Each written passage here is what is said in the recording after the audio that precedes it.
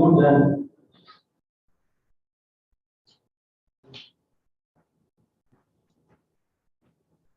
Good morning to everyone present here. Offering humble pranams and the divine lotus feet of Bhagavan Sri Ramakrishna, Holy Mother Sri Sharda Swami Vivekananda, we mark the start of today's international webinar titled Understanding Learning Disability, Prospects and Concerns. The webinar is organized by Ramakrishna Mission Vivekananda Educational and Research Institute in collaboration with the Rehabilitation Council of India, New Delhi. Prayer and praise are the first means of growth. Repeating the names of God has wonderful power, says Swami Vivekananda. I welcome Vidyaya Bhagavatarana to sing prayer song and to do divine message.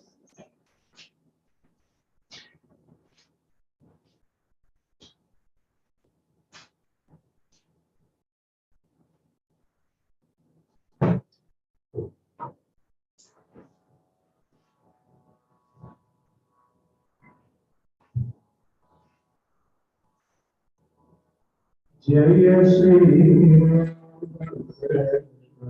Deva Jaya Jaya Sadguru Jaya Shri Ram Deva Mayana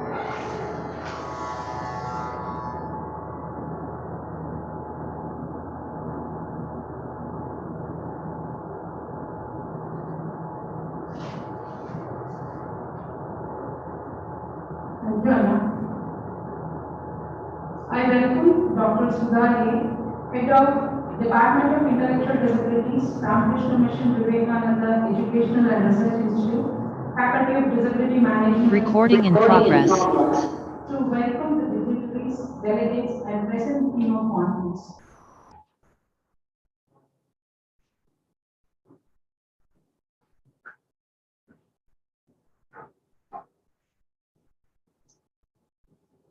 Atmana Moksha, the Jagat Hitaya, for one's own salvation and welfare of the world.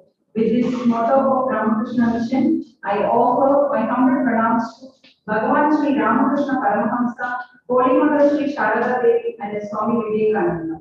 Good morning. I welcome you all to the two-day international webinar on understanding learning disability, prospects, and concerns.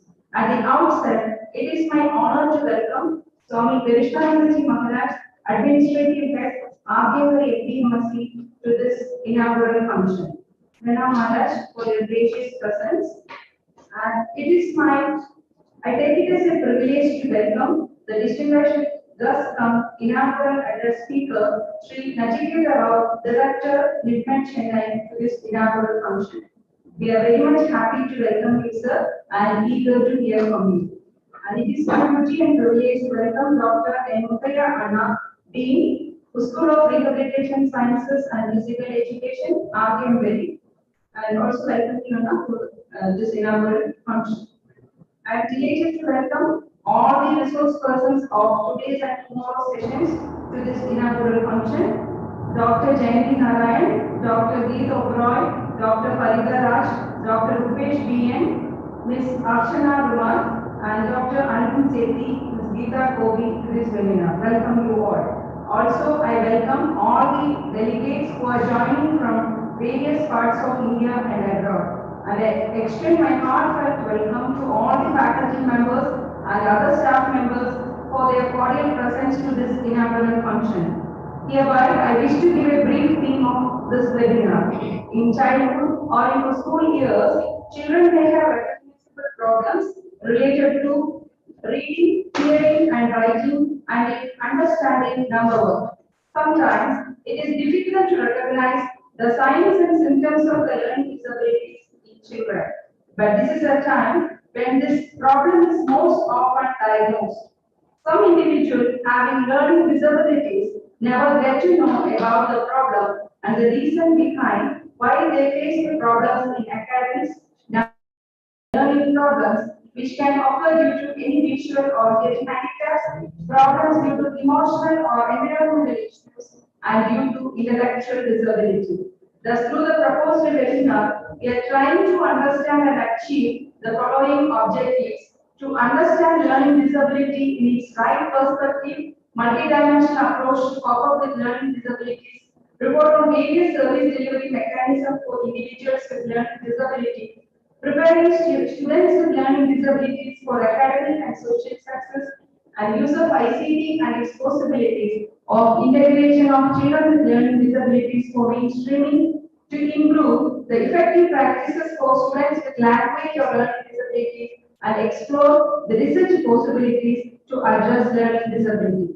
Experts in the field will address the audience through various deliberations. Apart from this, there will be paper presentation sessions from delegates, and the webinar is recorded with the CRE points by Rehabilitation Council of India. At this juncture, RKMVERI in collaboration with Rehabilitation Council of India, New Delhi, organizes this two-day international webinar. Hope and pray that this webinar will benefit the participants to enhance their knowledge and skills in the field.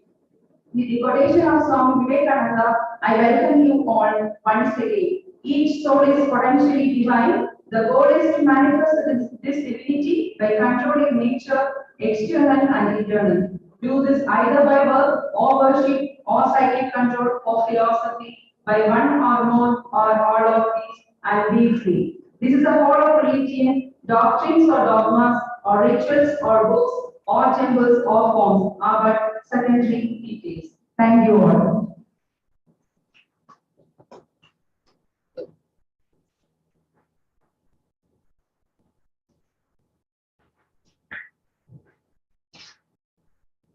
Thank you, ma'am.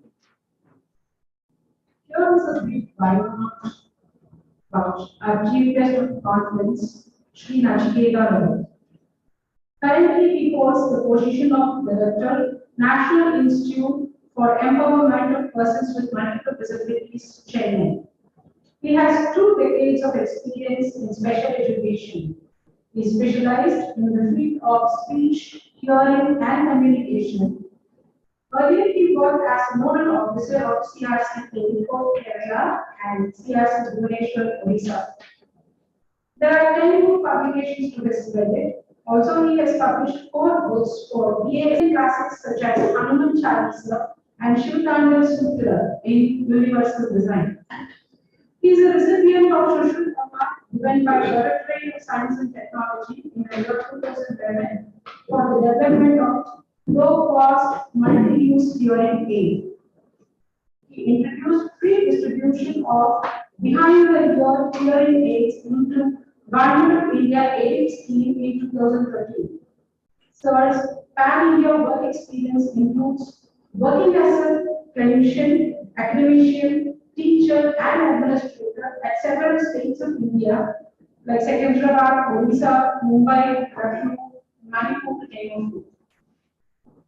respectfully welcome Sri Nachiketa Rao to present the inaugural address.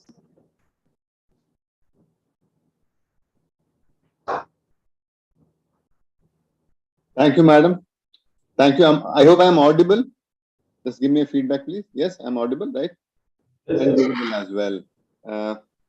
Namaskaram, all of you, and my humble pranam and regards to the esteemed team of professionals who have thought, conceptualized, and have materialized this particular wonderful webinar, which is a two-day international webinar on understanding learning disabilities, prospects, and concerns. There are reasons why I'm saying this. The first reason why I'm saying this is that specific learning disability, although was there, has become a recognized disability after 2016. Naturally, it's one of the latest disabilities which has been recognized. So it has many things, right from assessment, understanding it, giving therapy, documenting out the different outcomes of the therapy, all which have to be done. So having webinars of these kinds, a series of webinars of these kinds would be very helpful in understanding learning disability, prospects, and concerns. So in my inaugural address, I would like to address a few things which need to be understood by all of them, all of us actually. Now, learning disability, like any disability, if you see the society, if we say that there are 100 people in the society, then a majority of them would be having, let's say 70% would be having adequate skills or so-called normal skills in a particular domain. It may be singing, it may be dancing, it may be drawing, painting, mathematics, or anything. There will be another 15% who would be extraordinary in that skill, and there will be another 15% this side who will be poor in this particular skill. So that is the bell-shaped curve based upon which the entire society can be divided for any given skill. Similarly, learning disability is also a particular disability in which the capability to process reading and writing is affected. So in general, we expect that there will be a group of children who would be having specific learning disability, may it be difficulty in reading and spelling, may it be difficulty in writing, may it be difficulty in handwriting, etc., etc. So there will be a group which would be there. That's one thing which is to be understood. The second thing which is to be understood is that reading and writing is a cultural innovation. Means, if you see, for eyes, we have an occipital lobe. For hearing, we have a temporal lobe. For motor movement, we have a prefrontal cortex, area number 4-6, which is there dedicated. But if you say for reading and writing, because it is a evolved phenomenon in the last 5,000, 6,000, or maximum, let's say 10,000 years, we don't have a specific area in the brain which corresponds to it. So it actually takes advantages and inputs from the different areas of the brain and then processes it, and the output is there. So reading and writing is the highest cognitive skill which we have acquired, and that requires the coordination of multiple number of areas. That's the second thing which I would like to say. The first thing was the normal distribution. The second thing is, it is not a straight and simple phenomenon like speech, which has a Broca's and a Wernicke's area which is there to process it. It is a higher order cognitive skill which actually is dependent upon multiple number of other areas and skills which needs to be processed. That's the second thing. The third thing which I would like to say is that learning disability, when we teach, for example, I am now speaking something. When we teach in school, the concepts are given through language, and that language may be English, that language may be Hindi, that language may be Tamil, that language may be Bengali, or that language may be French or any other language. The moment you use language to convey out concepts, and the moment you use language, reading and writing to convey out linguistic skills, then the nature of the script that starts deciding out multiple number of things. We all have heard of that particular story, in which there was a crane and a fox who were friends. So the fox said that, fine, we'll do one thing. We both will share out the meal which is available. Fox was very sharp, very cunning. So he saw that, okay, whatever fish the crane would hold, he would just help the crane and then say, okay, we'll share. And one fine day they said, okay, crane, you call me one day to your home. And fox said, fine, I'll call you one day to my home for the feast.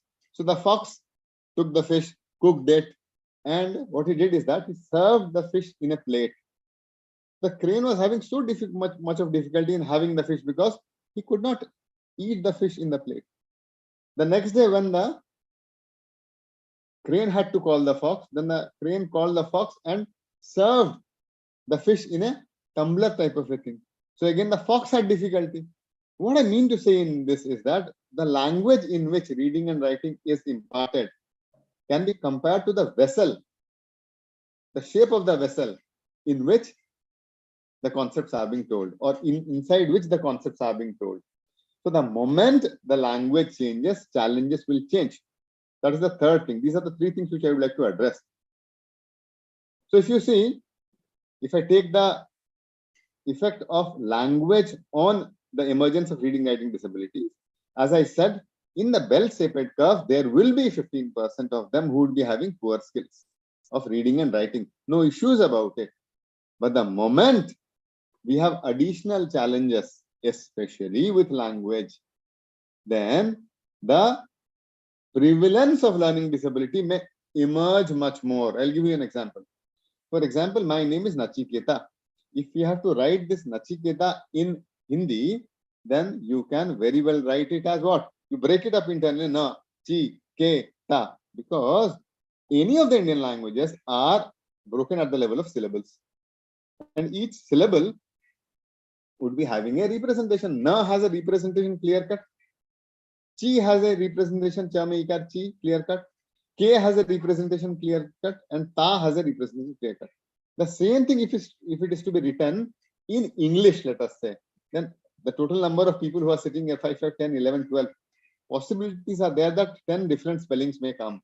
The reason is that the language English does not faithfully reproduce what is being said and what is being written.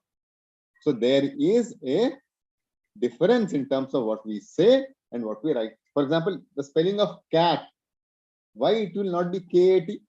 Much more logical, no? Or Q-A-T? Or K-E-T? Because in egg, you pronounce E as A. So this particular phenomenon of a language to faithfully code out what is being spoken in script is known as orthographic depth, or a language is said to be shallow if whatever is spoken is written in that form, and a language is said to be deep if the language, whatever is being spoken, is not being written in the same form. This is known as orthographic depth hypothesis. So now what happens is that we all need to have a look on the language also while we are teaching children with learning disabilities, because languages differ in terms of the depth or the way they represent the sound units. English is known to be an orthographically deep language as compared to any of the Indian languages. So my presumption is that, rather, if you see the review of literature also, the prevalence of reading and spelling errors in English should be more as compared to any other language. So what is to be done? The first thing which is to be done is that there are certain, the last part of my talk is that there are certain skills which help the child to recall the spelling and reading. What are those skills? Those are known as meta-linguistic skills. In meta-linguistic skills, they say that meta-phonological skills are the most important ones which decide how the spelling and reading efficiency would be there.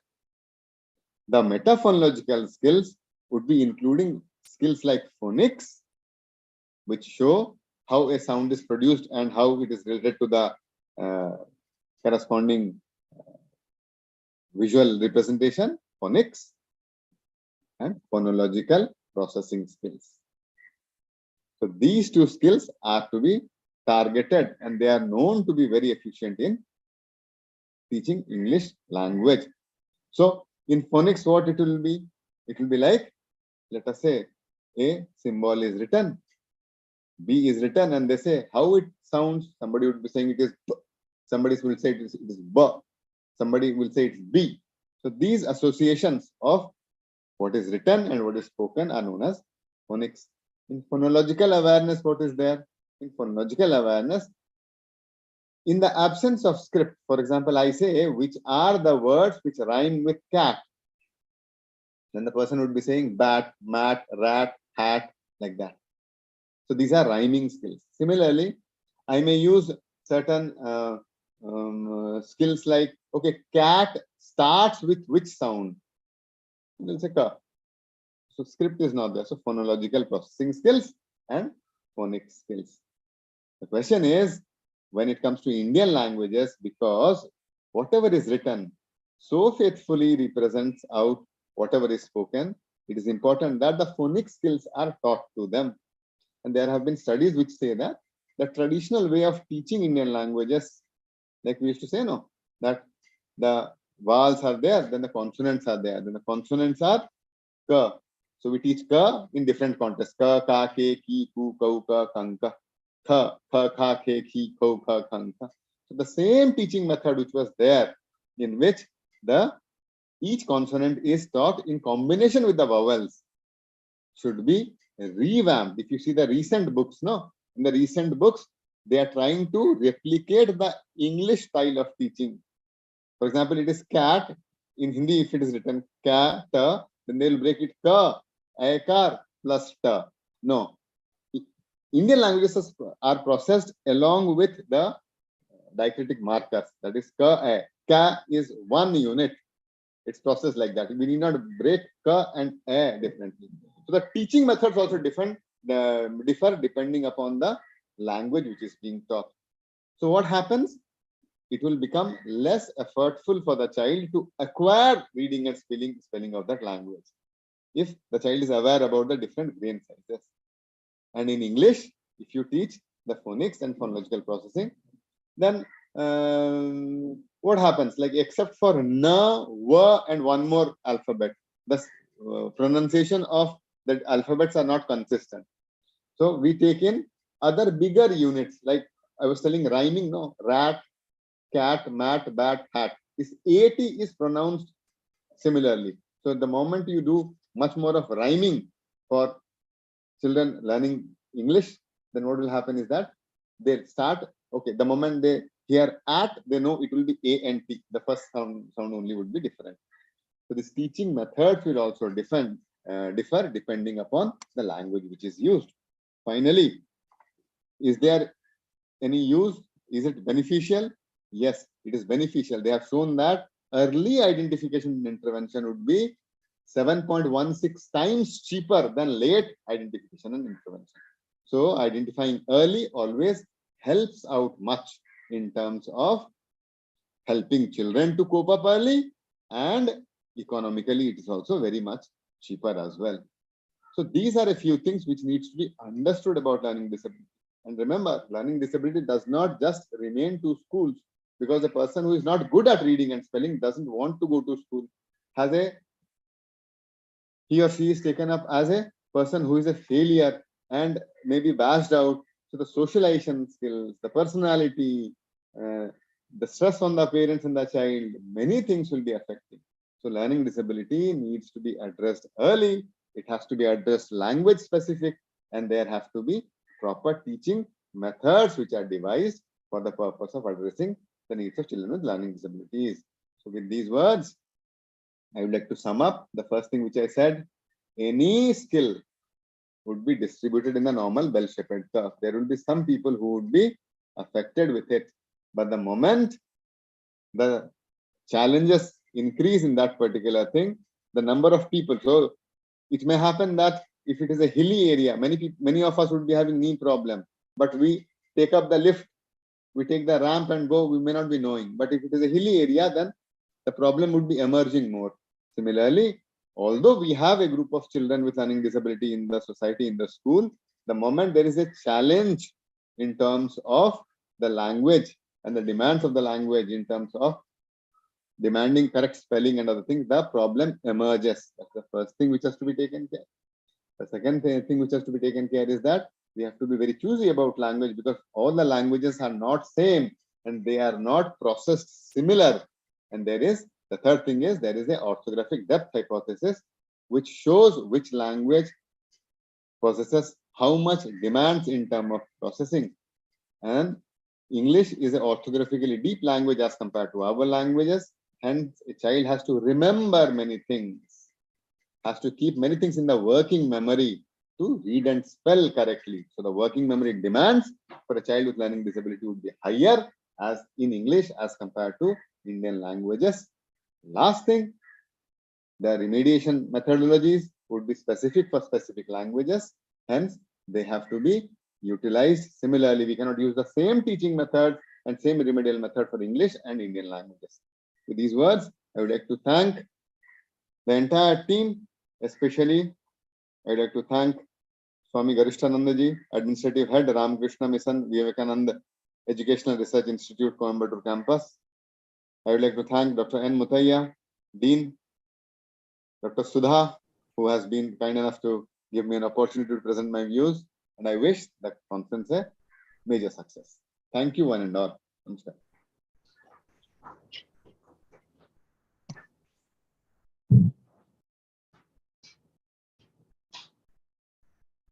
Thank you so much, sir, for the detailed and informative note on the significance of reading, writing, and language skills in teaching and learning, and the importance of early identification and intervention of children with learning disabilities.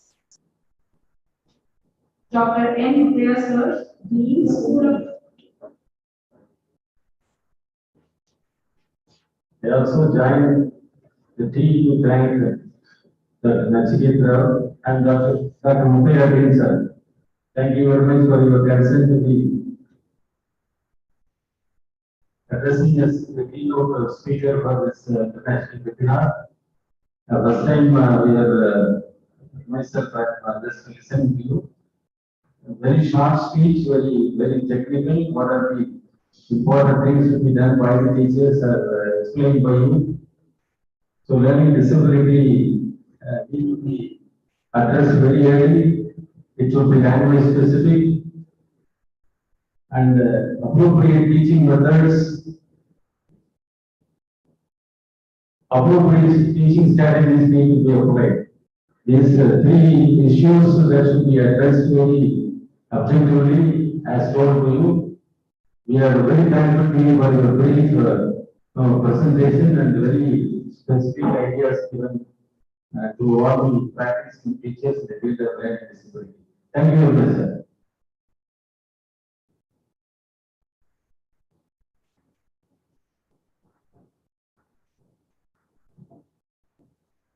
Respected Nachiketa Rao was given a keynote address just now. Dr.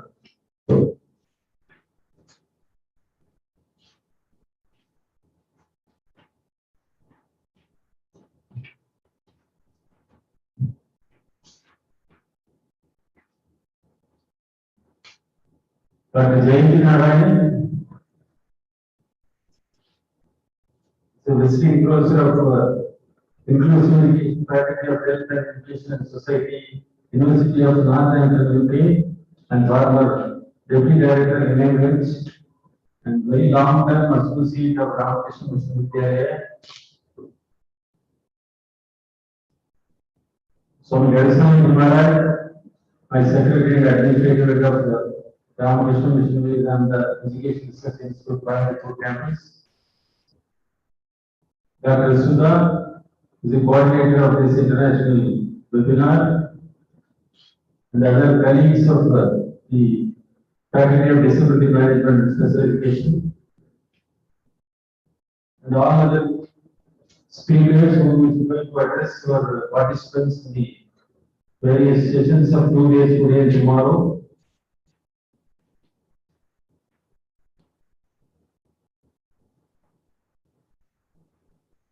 And participants, professionals, delegates, and students.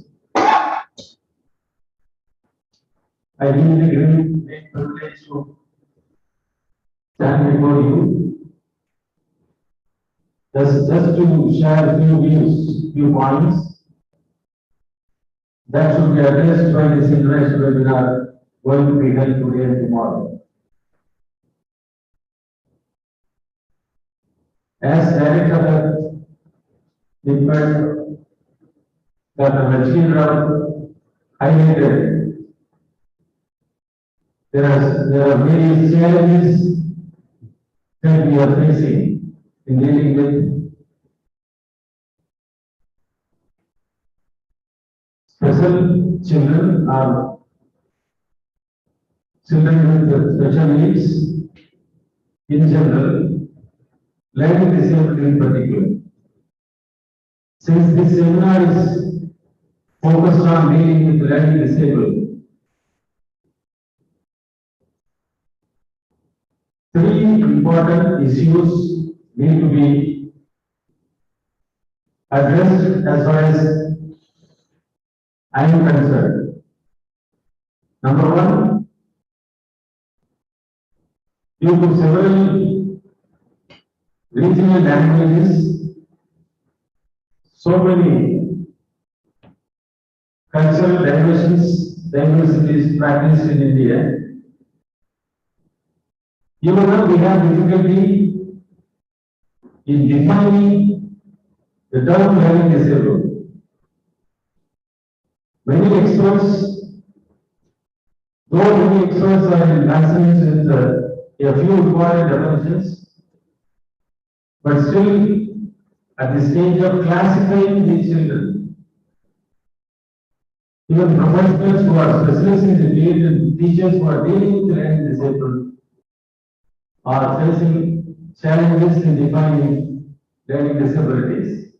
So number one is the defining learning disabilities should be as objectively as possibly we have to specify.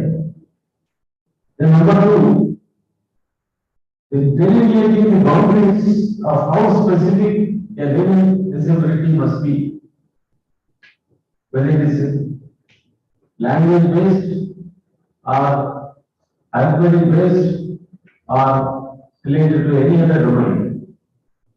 These boundaries, the areas in which they are lacking, how to deal with them. As they have other disabilities, they cannot be dealt with in a proper, in a structured way. Each one or set of students may vary from each other in terms of their learning capacity, in terms of their processing skills, in terms of their perceptual abilities, in terms of their concept formation or concept development. Number three, identifying approach for specific issues faced by children with learning disability. Where we are always in need of using appropriate technology. As we all know, now assistive technologies are very much interested in helping various kinds of disabilities. In different areas of disability, what are the appropriate technologies available or assistive technologies available in order to find the solutions for disabled children should also be widely explored. The last one, the application of policies. Whatever the acts that we are bringing in, to what extent we are able to implement these acts, including the latest Act of 2016, PW Act 2016 in the country. To what extent we are able to implement these acts so that the learning disabled children's needs are also properly taken care of. If these problems are addressed by the sessions of this conference, it will be of much use to the learning disabled, and more we need collaboration between various professionals, parents, and community, teachers, and other caretakers. The coordination of all these professionals will certainly ensure the quality of educating the learning disabled in particular. And we all know the Sustainable Development Goals of UNESCO, Section 4, always insisting upon quality education. As per the definition of UNESCO, what does it mean, quality education? Ensuring inclusive and educational opportunities for all, referring to quality education. So by collaboration with all these agencies, all these professional services, we are able to provide quality services to the children of learning disabled also. With these few words, I seek the contribution of every teacher who is working in the field of special education, because we are the one who are not making the students for any competition. We are the one to train our students with our coordinated efforts to have a better quality life as a citizen or as a human being of every country. With this, having this as a motto, let us all work together to help this uncared or unserved population of learning disabled.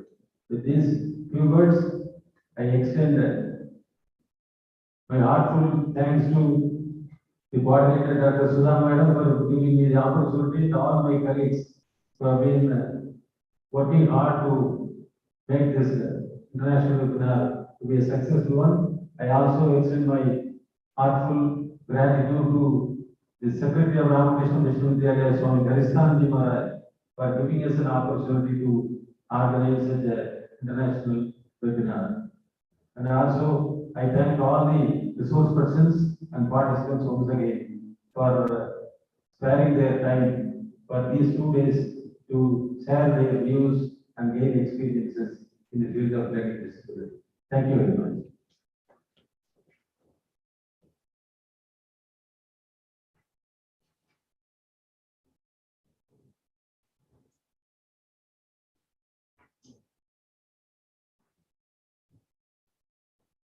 Thank you, sir. That was the being with the field of education past 40 years and is contributing his expertise in the field of general and special education, research, statistics, and mathematics. Thank you so much, sir, for the inspiring speech addressing the need to define learning disability, setting the boundaries for the types of learning disabilities, the need of assistive devices, and importance of coordination of multidisciplinary. And I welcome Dr. Soumya Chandra, Assistant Professor, Department of Intellectual Disability, Faculty of Disability Management and Special Education, RKMVERI campus, to present the vote of thanks.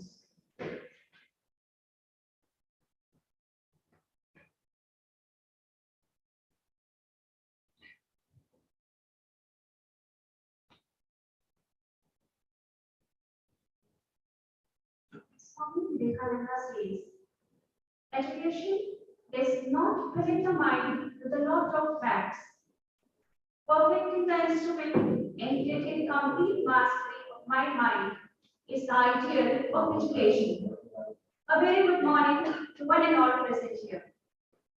At the outset, I offer my humble pranams to the lotus feet of Sri Ramakrishna Paramahamsa, Holy Mother Sri Sharda Devi, and Swami Vivekananda. It is my privilege to thank wholeheartedly Most Revered Swami Garishnananda Maharaj, Secretary, Sri Ramakrishna Vidyalaya, and Administrative Head, Ramakrishna Mission Vivekananda Educational and Research Institute, Faculty of Disability Management and Special Education Coimbatore, for his unending and constant support in all our undertakings. Pranam Maharaj. I would like to place on record our sincere thanks to our chief guest of the event, Shri Nachiketa Rao, Director, National Institute for the Empowerment of Persons with Multiple Disabilities, Chennai, for his gracious presence and inaugural address. Very correctly, sir has mentioned Their reading and writing are highest cognitive skills, so we need to intervene at the earliest once identified. Thank you so much, sir. It's our honor to have a great researcher and visionary with us, Dr. M. Udayana, Dean, RKMVERI FPMSC, who has been motivating us in all our actions. Sir, you have so clearly mentioned that defining and classifying of learning disability need to be addressed with accurate boundaries so that appropriate intervention could be planned and executed in line with quality education that has been proposed by Sustainable Development Goal 2030. Thank you so much, sir. I must mention a deep sense of appreciation and thanks to Dr. Sudha A. HOD, Department of ID, for her untiring and much valued work behind the successful programming of this international webinar. Thank you, ma'am, for your warm welcome and presentation of the theme of webinar. I'm sure all the participants will be having great knowledge sharing sessions which have been meticulously planned by our learner resource persons and faculty members. Thank you so much, ma'am. We have been fortunate enough to be backed by a team of motivated and dedicated staff members, PhD scholars and volunteers. A humble and deep gratitude to all of them. Thank you, Vidyaya Bhagavatarana, for the divine beginning of the day by invoking the blessings of God Almighty. Thank you, Rupa, PhD scholar, for the beautifully coordinated anchoring of this program. And I would like to take this opportunity to place on record our hearty thanks to multimedia team of Vidyaya, Shravananna, Kalidasana, Premananda, and Madananna for their outstanding technical assistance. I would like to thank our project fellow, Mr. Karthik Selvam, for his quick understanding and immediate solution to the problem. Last but not least, I must mention our regards to our office assistant, Shashikanna, Ganeshanna, Karthikana, and Yesudasana for their full support. Let me conclude the vote of appreciation with this quote of Swami Vivekananda. If the mountain does not come to Muhammad, Muhammad must go to the mountain. If the poor cannot come to education, education must reach them at the club, in the factory, everywhere. Wish you all a meaningful, valued, and joyful learning through this temple of knowledge. Thank you all once again.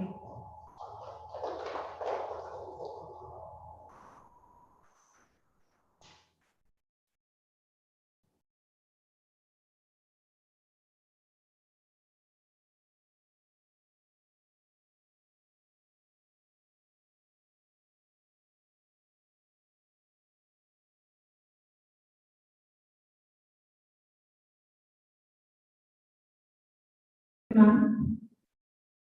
Thank you all. There will be a short break for 10 minutes and we shall resume at 11 o'clock for the first technical session of the webinar.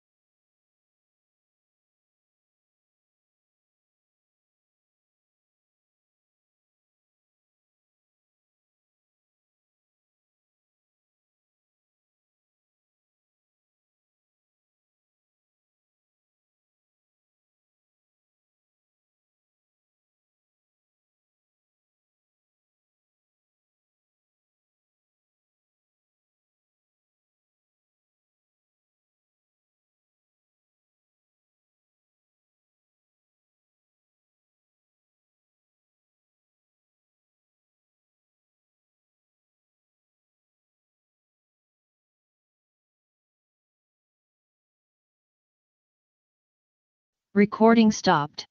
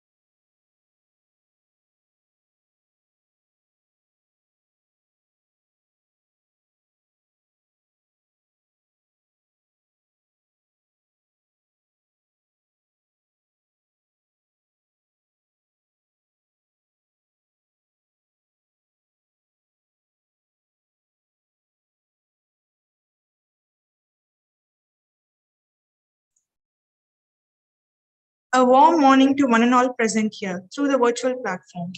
Swami Vivekananda says, sincerity of conviction and purity of motive will surely gain the day. On this note, I welcome you all to the first day technical sessions at International Webinar on Learning Disability Prospects and Concerns. Now I may request Dr. Soumya Chandra, Assistant Professor, FDMSc, to introduce the resource person to the audience.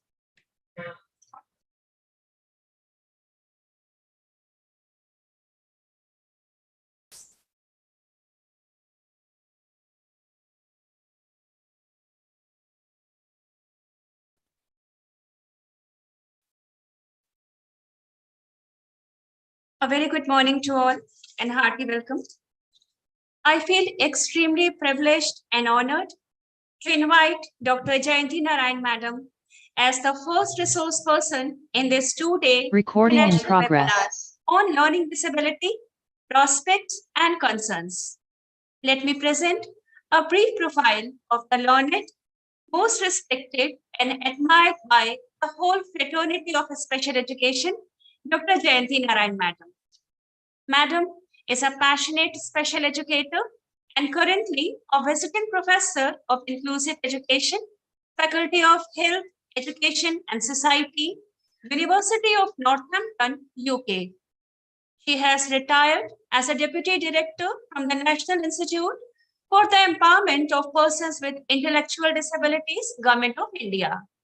She completed her post-graduation from the State University of New York, US, specializing in education, learning disabilities, and mental retardation, that is now intellectual disabilities.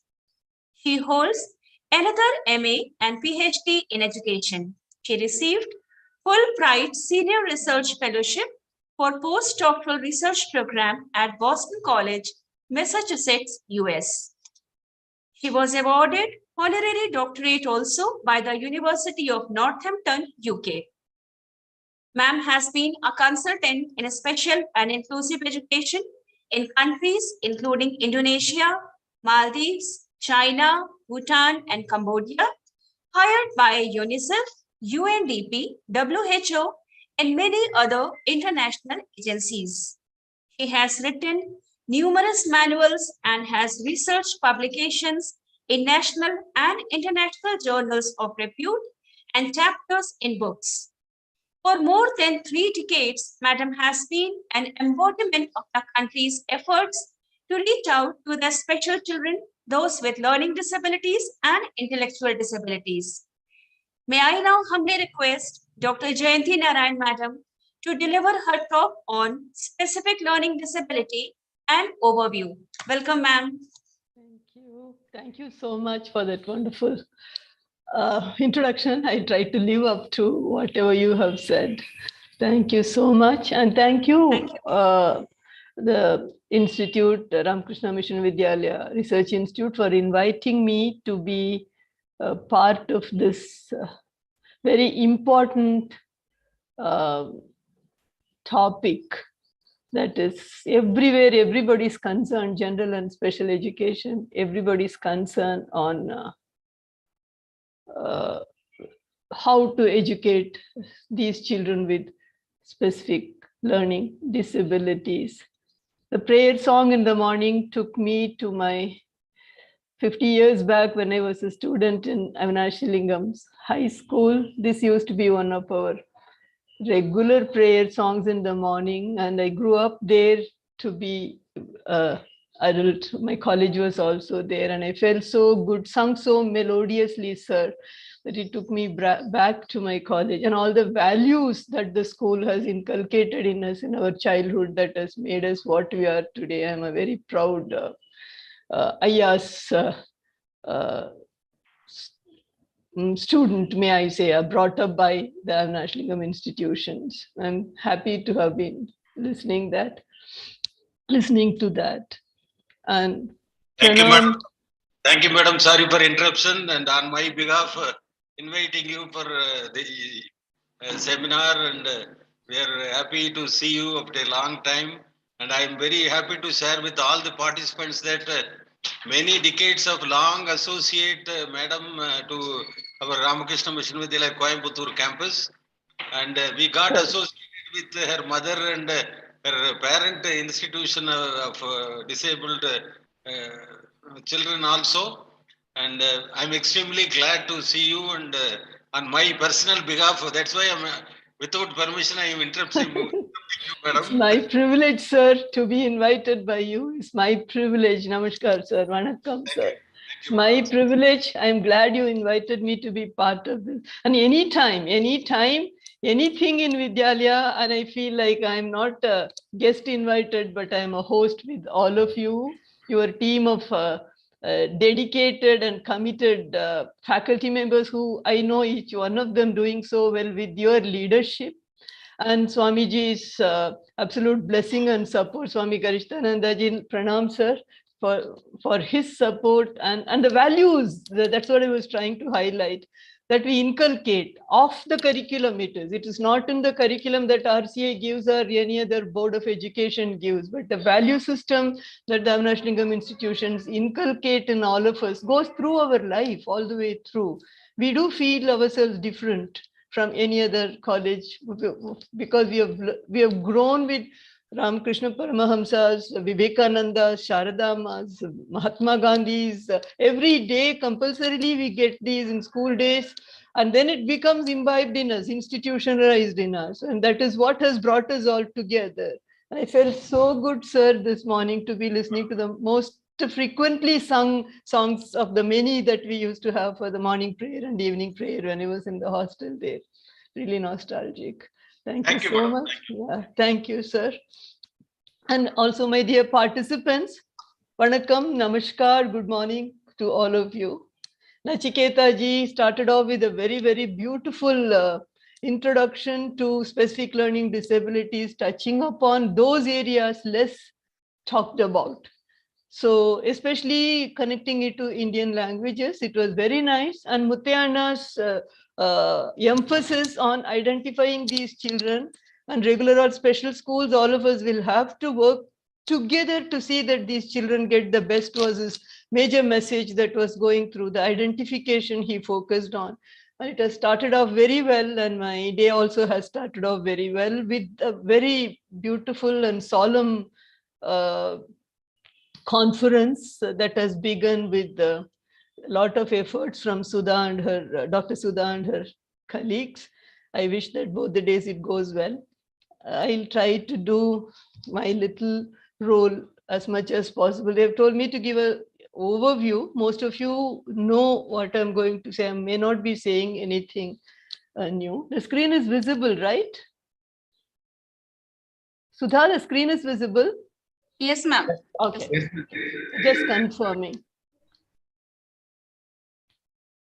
Okay, so this is one disability, though it is not really a disability. Like Nachiketa ji said, that all other organs have their brain controls in some form or the other as we are born, but the literacy skills evolved later, and therefore the brain learned to make sense of the literacy, numeracy, the symbol understanding, and it is not originally made with, like vision has the occipital lobe, like he beautifully said. It was not that, but it came into place. The beauty of this disability, or this, not a beauty, a speciality of this disability, may I say, is that more than confirmation of the condition, it is more on the elimination of other possibilities that can lead to underachievement in a child.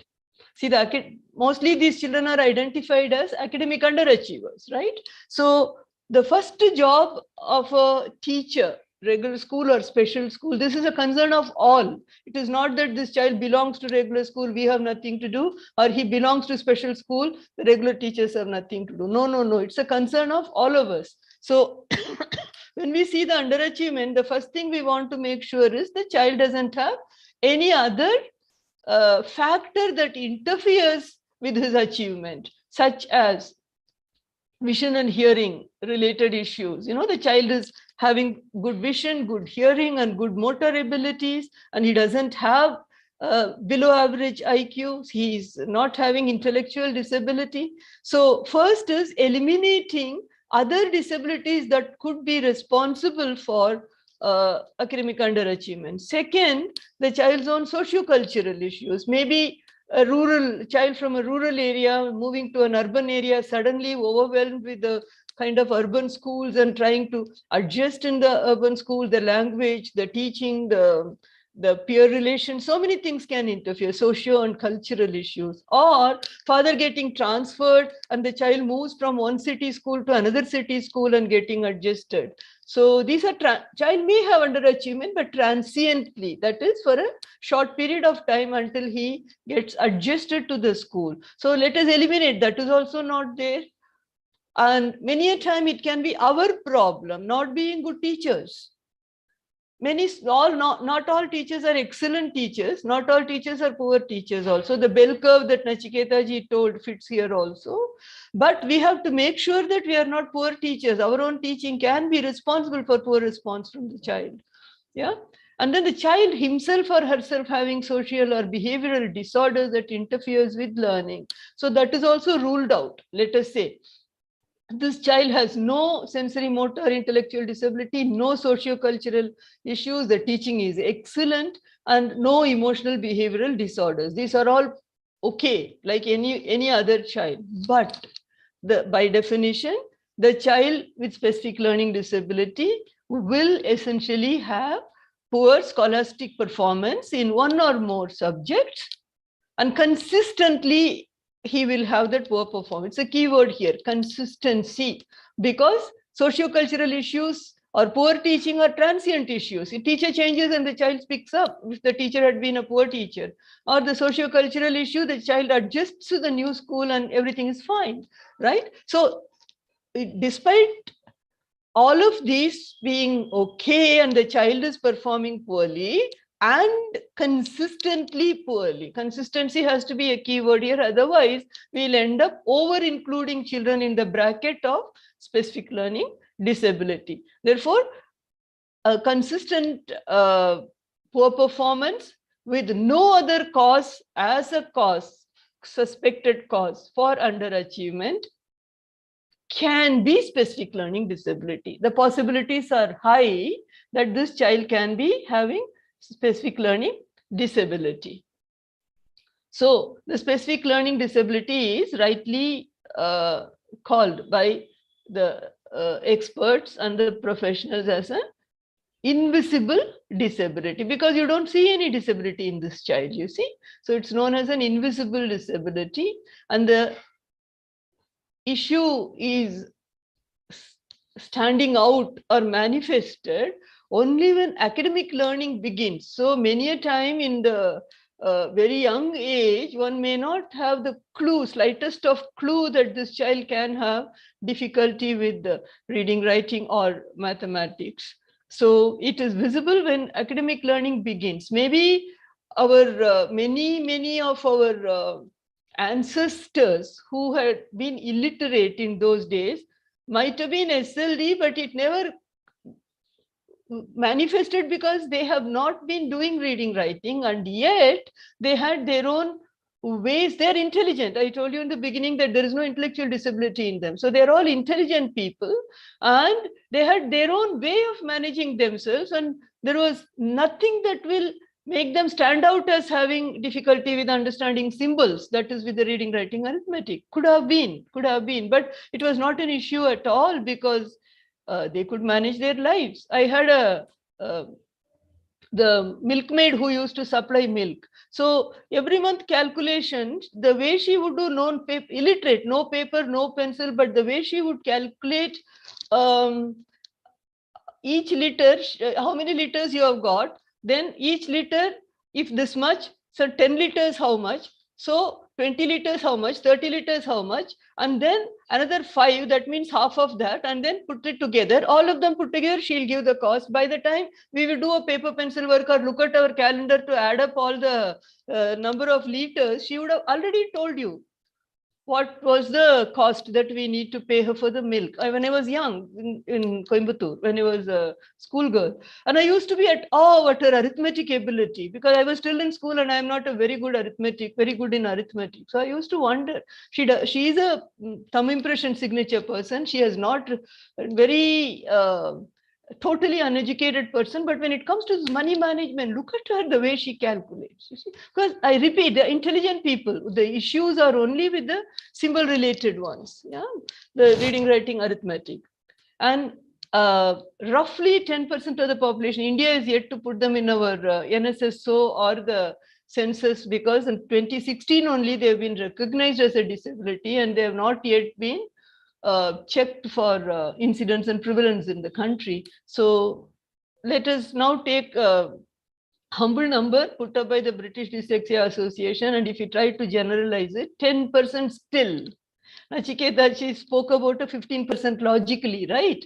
But 10% is still high. You know, in every 100 of us, there will be 10 people having this issue. And then we talk of what to do with them. The next step has to be to try and help them. So before that, I would like you all to go with me in understanding this diagram and seeing that we do not allow secondary psychological problems happening in these children. So let us just take this example. This almost all SLD workshops I have, this is one of my appeals to the teachers, special teachers or regular teachers or parents. Anybody try to understand the child so that we don't develop in them the secondary psychological problem, which may not be there, but which we may be responsible for creating. So look at this diagram in front of you like a clock dial. Let us begin at 12 o'clock position. Yeah. First, how does a teacher find out that a child has a learning issue? So her mark sheets, yeah. So consistently the child is getting poor marks. So the concerned teacher may think of calling the parents and telling them maybe he will need a tuition in math, he will need a tuition in language, or he will need a tuition in English or whatever. But she'll try to talk to the parents on it. There are some teachers that I know, such dedicated teachers, after school hours, they work with the child. No extra money taken from the parents, nothing. Just out of the passion, wanting to help the child, because the teacher recognizes he seems like an intelligent child. When it comes to this, he has difficulty. Let me see why it is. So on her own, regular teacher I'm talking about. So after school hour, extra time, some teachers give with unconditional support to the child. It's on the positive side. And on the negative side, there are teachers who are highly sarcastic. That also I have seen. You know, you can't do it. You are mischievous. You are always looking here and there. You are also playing all the time with your neighbors. Where are you going to study? What are you going to become? You know, that kind of sarcasm also. And this child who has not done anything because his disability is invisible. He doesn't know what's happening. I am trying my best to do what is possible. Why am I looked at like this? And so the 3 o'clock position you come to, the child feels threatened. The child feels. Feeling is very important, because later feeling will become belief will become action. Therefore, at that point, we have to catch them. He feels threatened. He feels afraid. I am doing my best, but I am not like others. I am unable to get marks like others. Remember, he's an intelligent child, so he knows he's a bit different from others. So I'm not able to get marks like others. What's happening to me? Why am I like this? So he feels powerless. He feels angry with himself. On top of it, nobody understands him. So parents also many a time try to tell him, you're not doing enough. See, your younger sister, she's doing so well. You are playing all the time. You don't want to do this. You don't want to do that. He listens at home. He listens at school. So his feeling becomes a belief. Come to the 6 o'clock position now. He believes the teacher doesn't like me. The teacher is indifferent to me. The teacher is mean to me. She likes everybody else in the class, but she just doesn't like me. So all of these kind of feeling towards the teacher. She's partial towards me. She gives good marks to others. She doesn't give me good marks because according to him, he has done his best. He doesn't think he has made a mistake in his papers. So the belief leads to action. So how much ever I do, whatever I do, how much ever efforts I put in, the teacher is going to not appreciate me. Take this example. Let us say there is a child who gets one of the first 5 ranks in the class and he has got a 95% marks aggregate. So the teacher tells him, work hard, you should get a centum. We hear it everywhere, right? And this boy who has got a 25 marks, the teacher says, oh, it's all red marks. You have to get into the blue, work hard, and you are going to be also doing better than this. Teacher encourages him, our youngster with youngster with specific learning disability. So both of them, next exam comes, this little boy work. He got a 41%. Blue mark, no red marks anymore. So he has got a gain of 16 marks here. Yeah. And the other kid has got a 98 marks. So teacher, oh, you are passed. You have got a 41 marks. Very good. You have to work hard so that you can get more work. Oh, look at this boy. Just 2 marks less for 100. Everybody look at his notebook. And that other boy who got a 3-mark gain is celebrated in the class. And this boy was just told, oh, 41 is still low. You are passed all right. Very good. But 41 is still low. You have to get more marks. Imagine his plight. I got a 16-mark gain and there is a 3-mark gain. And the teacher is appreciative of him. Teacher doesn't like me. Teacher is partial. Teacher is this. Teacher is that. And quite natural, isn't it? I'm not blaming the boy. Quite natural. And teacher also I'm not blaming because she doesn't realize this can be a reaction in this child. She has appreciated him also. But then how the child's mind works? But so he decides, hereafter, homework I won't do. I will do shabby work. I will give the notebook incomplete. What is the reason? Whatever I do, I am not appreciated. Why should I work hard? That should not happen. Belief becomes action. Feeling becomes belief. Belief becomes action. All of us. It's not just SLD. Anything at all. You are feeling about something. If things keep on happening to confirm it, that feeling will become a belief for you. That belief will lead you to action in any field, anywhere. Psychology, all of you have learned basic psychology. I'm sure you are understanding what I'm trying to say. We should not allow that. Then the secondary psychological problem develops. The child can become a juvenile delinquent. I know of a boy who was coming to me. He used to steal money from the papa's pocket to take the other boys and girls to the canteen so that he buys them stuff. And after all, school children, no, go with him and we'll get a drink. Go with him and we'll get a bun to eat. So he'll have a group of people and he was very happy that I am having a group of people with my hand. Just because he was not able to do well with studies, he was not able to hold friends. He had this, and father, why will a father ever think that my son will steal from my pocket? So then one day when they found, it became very complex. Already you are a useless kid, you don't study well, you are a waste, you are wasting my money on it, and now you have become a thief also. This is how the father's reaction. And this is what I mean by secondary psychological problems. I hope you are understanding. My first appeal to all of you, understand the student. Give time to the student. Look at the issue from his perspective. Talk to him. Do not allow, SLD is there in him, okay, it is there, we'll see how we are going to deal with it. But do not allow the secondary psychological problems crop up in the child because of us, the teachers. Our negligence, our misunderstanding of the child. So my first appeal to all of you, please, please, please look at the child and try to understand him. You know that you would have heard that Einstein had his teacher who helped him to become, when the school rejected, he had the teacher to help him out to become what he became.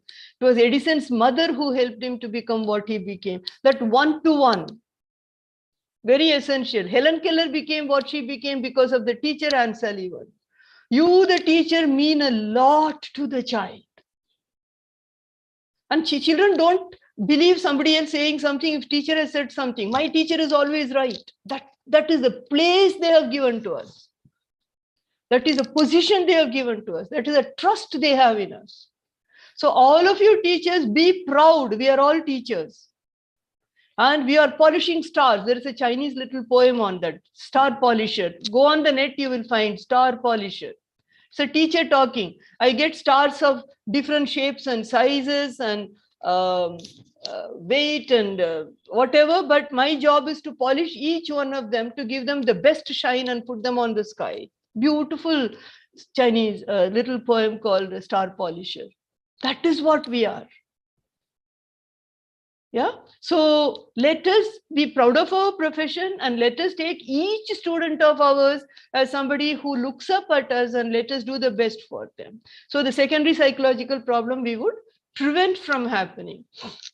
Now coming to the specific learning disability itself, this is our definition. There are numerous definitions in the country. So we will go by the definition that RPWD has, because that is legally binding on us. So it talks about definitely this is a heterogeneous group of children, a group of conditions they have where they have difficulty with listening, because that's the first input we get, right?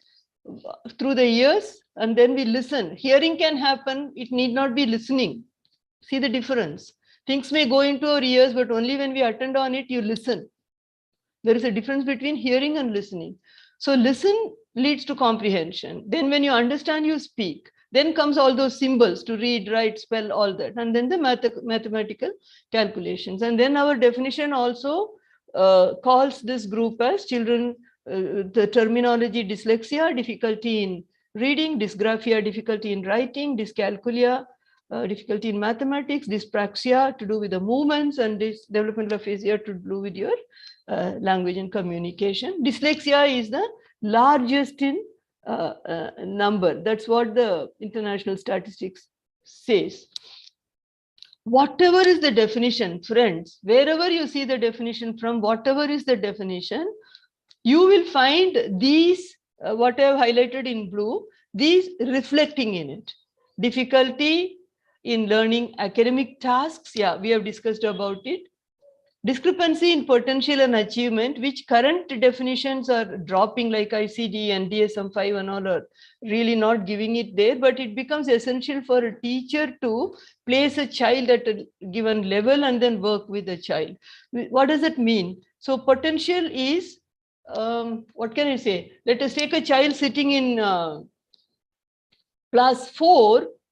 So he must be having the capacity, 10-year-old child sitting in class 4 or 5, depending on the calendar of when he is born, let us say.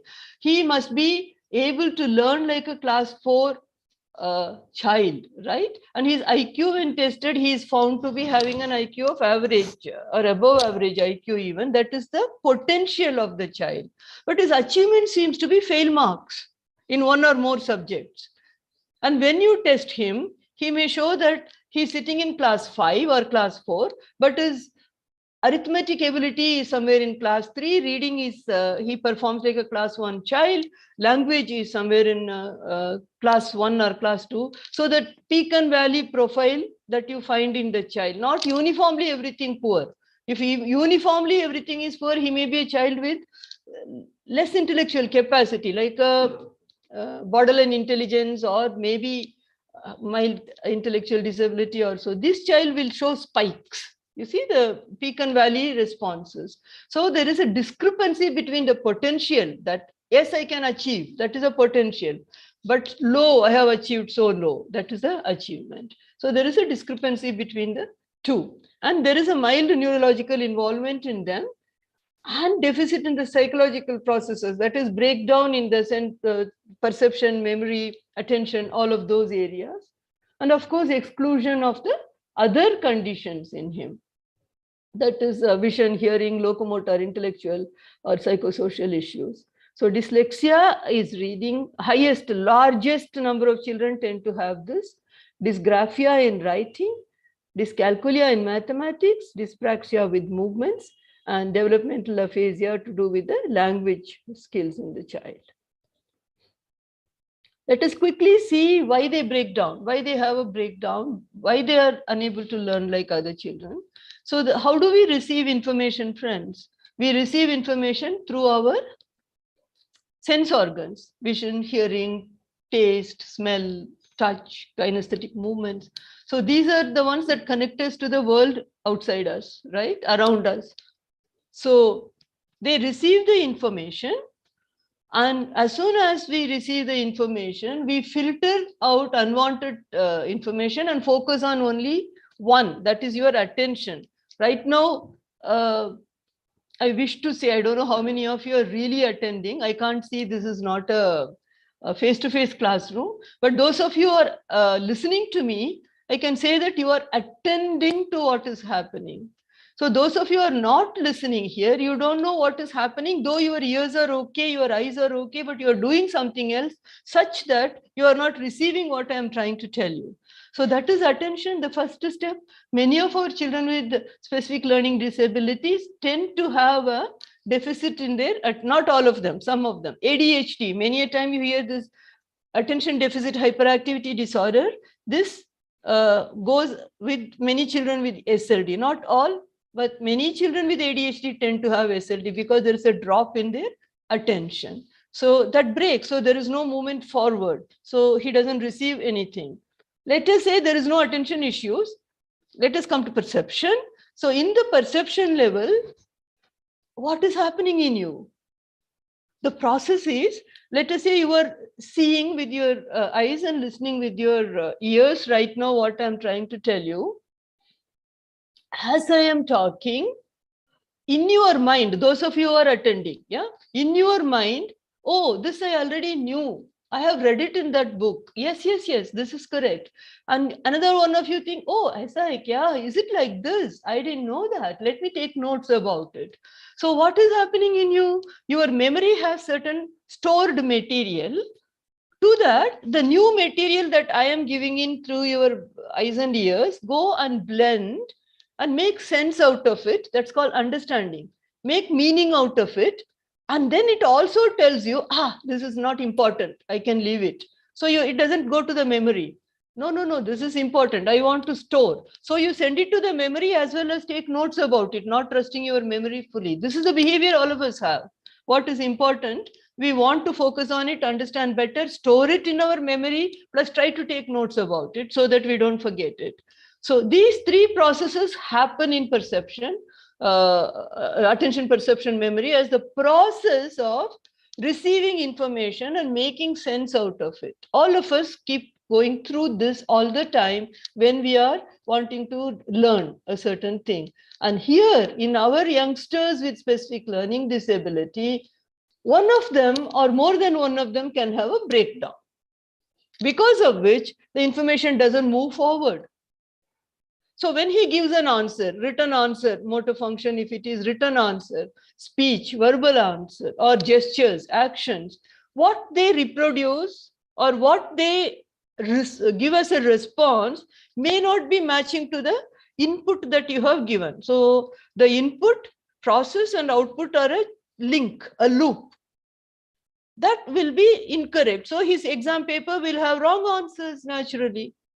So you will find him to be not performing well. Then that secondary psychological problem circle happens. The actual silent, invisible happening in this child is a breakdown in the processes of having received the information, process it to make sense out of it, to store, and then move forward as a response. That is an output. That is where the breakdown happens. And what we see, what is visible is the input that we are giving, and what is visible is the output he is making. So the process happens in your head, like a computer processing unit is inside the computer, isn't it?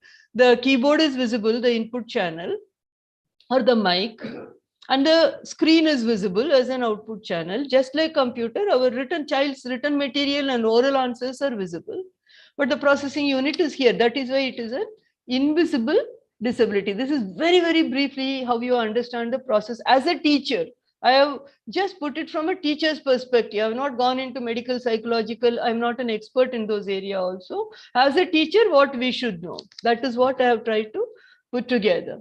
The current status in our country is that there are some curricular adaptations, modified evaluation systems, examination arrangements are there.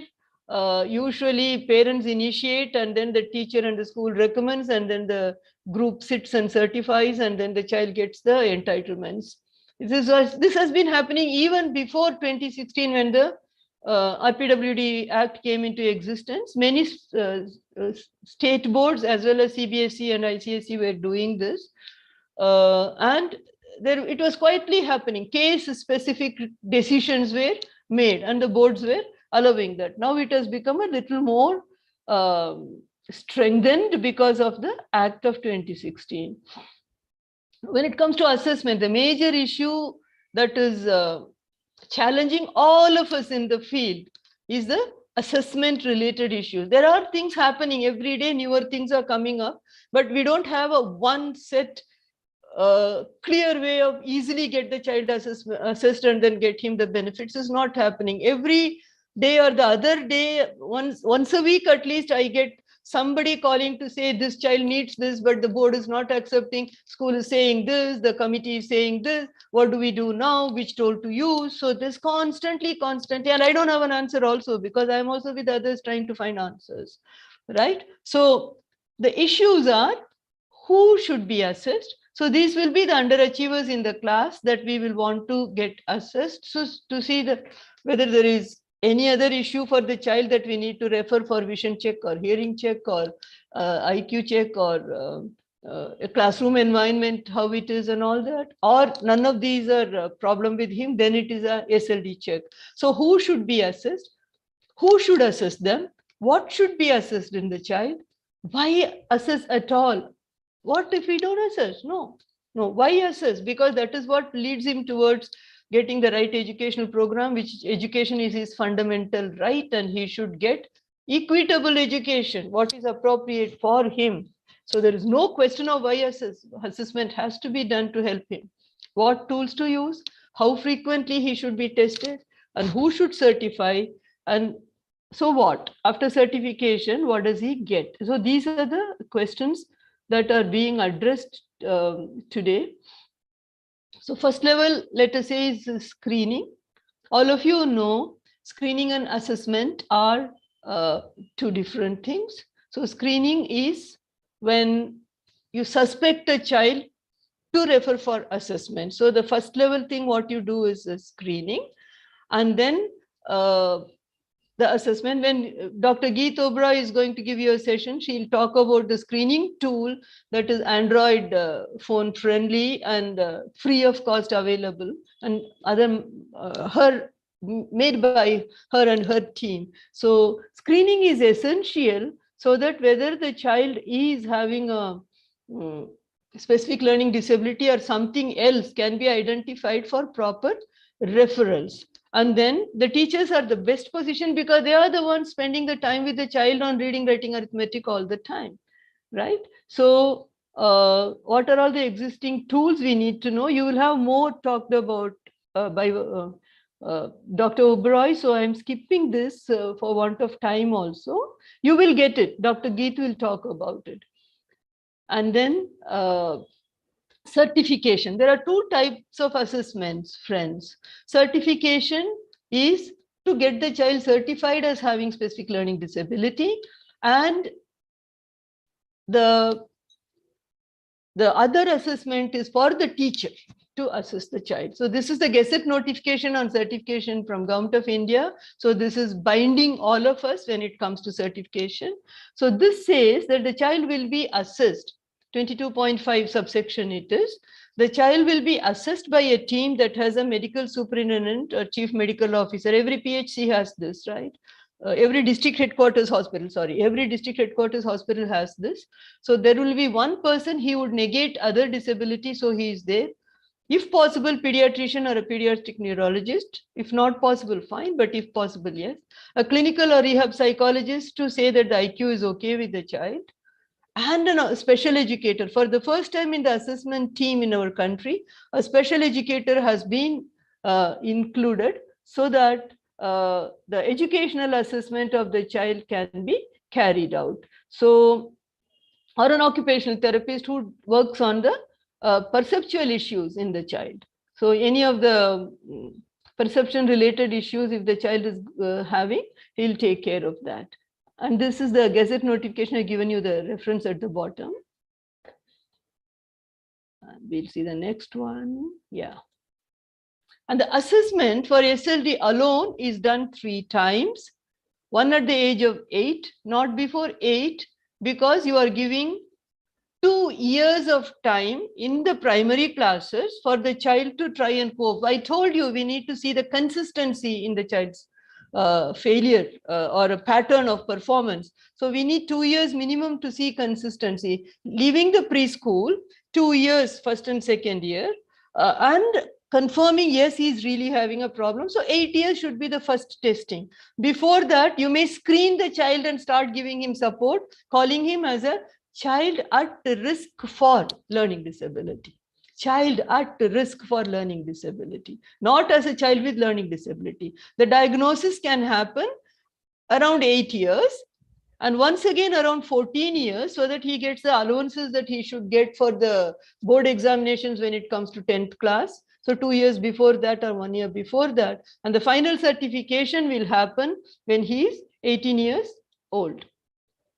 So I want you teachers, second appeal I'm giving you, don't wait for 8 years to work with the child, thinking that when he's 8 years old, when he'll be certified as SLD, looks like SLD, but let him get certified, then I will work with him. No. We are losing precious years there. So screen him and start working with him. This is a study as old as 2007, I'm quoting here, to say that we will be able to identify children in very young age. Don't label them, kindergarten to second grade age, and we will be able to identify them, but not label them, but work with them. This is the job of us, the teachers. Let the certifying team do their job when the child is 8. But we, the teachers, start looking at symptoms in the child, start giving him remedial methods, which you will learn in the coming few days. And don't label him, call him by his name, but work with him. This is very, very essential second drive home message I'm giving you. So intervention can be done without labeling them, as I told you. A qualified special educator on SLD should be available in the on-the-school. Work is happening in this line at various levels in the government. And then appropriate teaching learning materials, including ICT, can be used. Especially computer is very, very helpful. You and I know that when we have a spelling mistake in MS Word, it underlines. You don't look at spelling, you right click it and pick the option and put it there. Yes or no? So simple. All of us have lost our spelling skills, I would say, because of this. Then a green line would say your grammar is not right. So click on it, it gives you the options, which is the right sentence. So really children with SLD are benefiting from the computer skills. Give them as early as possible so that they are more relaxed. Research and practice on identification. You see, accurate and appropriate early identification is a possibility. Western countries have a 3-tier system that the child stays in the class without labeling the child. The regular school summons for a support of special educator to their authorities. Special educator tells the class teacher what to do and the class teacher carries out. That is 1 tier. Class teacher after 3 months finds that I'm not able to cope, the child is not improving. The second tier, where the special educator also helps the class teacher in class for a short time and then says, now you do. The second tier, again, if the teacher comes back, many times it works. If it doesn't work, the third tier is when the child is taken out for an assessment to fix a label of specific learning disability. The 3-tier system called response to intervention. But in our country, we first wait for the labeling. That's the reason I'm saying let us not wait for labeling. Don't lose the precious childhood years in helping the child.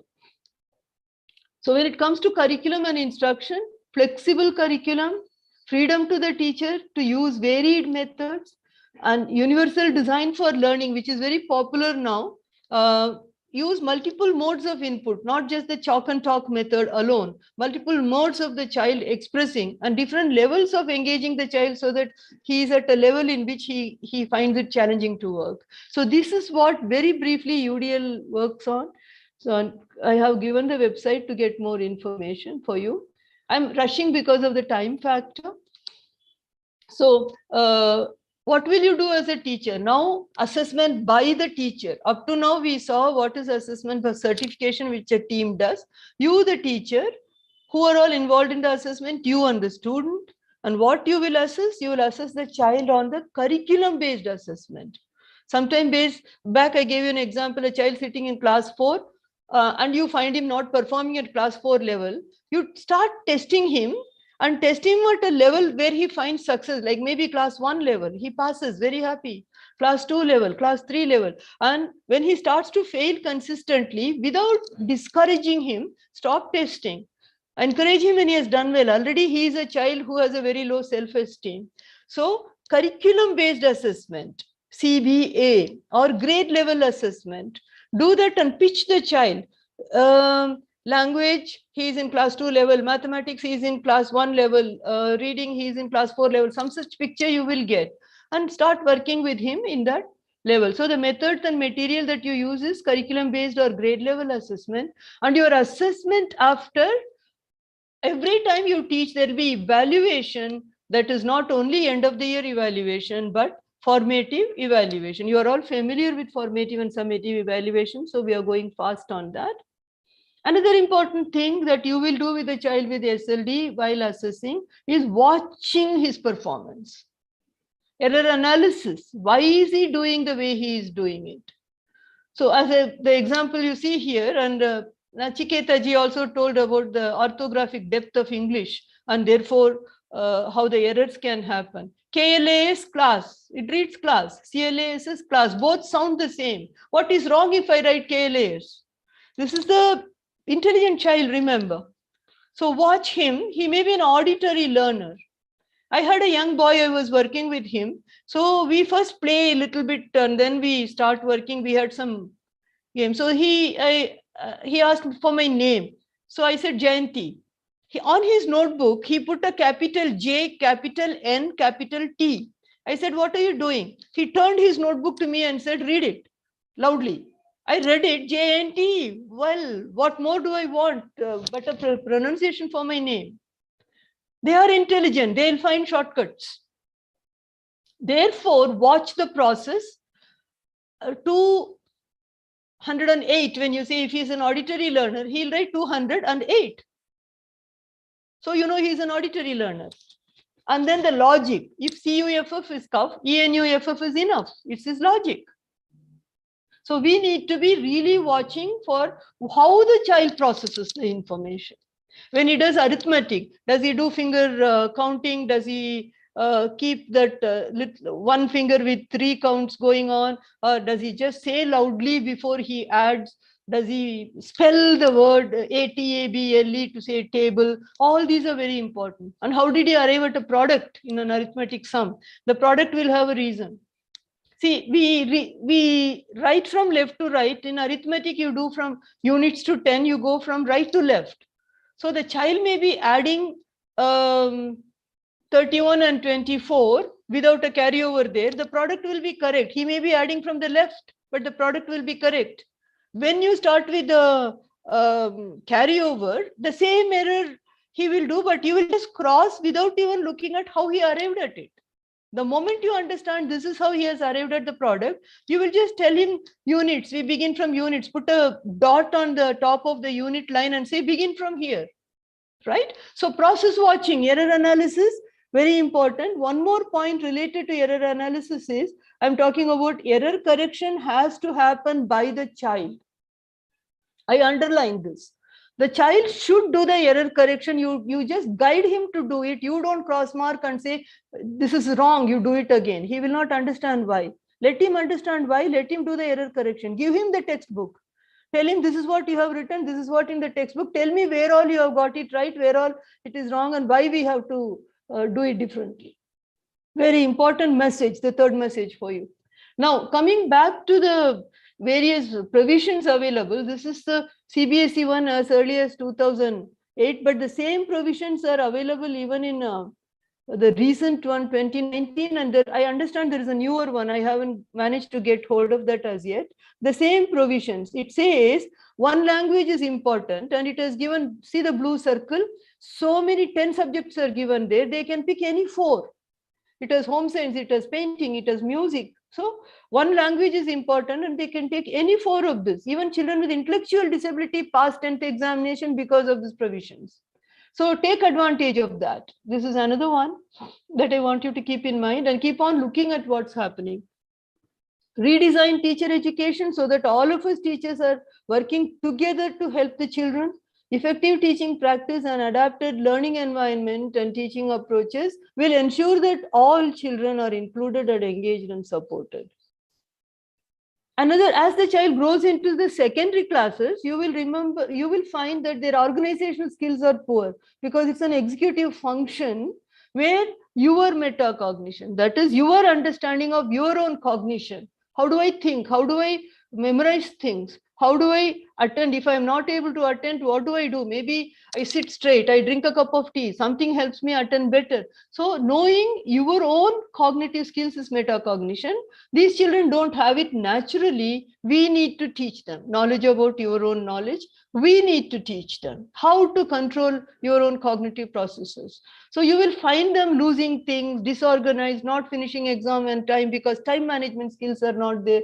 So this is an area apart from the academic skills we need to focus and give it to these children. It's only an overview, so I'm rushing through. So where you're going to help him is in his planning. After planning, how do I sequence and organize in executing my plan? So I have started to execute my plan. How do I monitor to see whether I am doing it right? And finally, after I finish, how do I check to see, have I done it right? Where did I go wrong? How can I do it better next time? All of us do it even today. After this presentation, I'll think, where did I go wrong? Did I make a mistake in my time management? So next time, how do I do? Which slide should I change? This all is in us all the time. Yeah.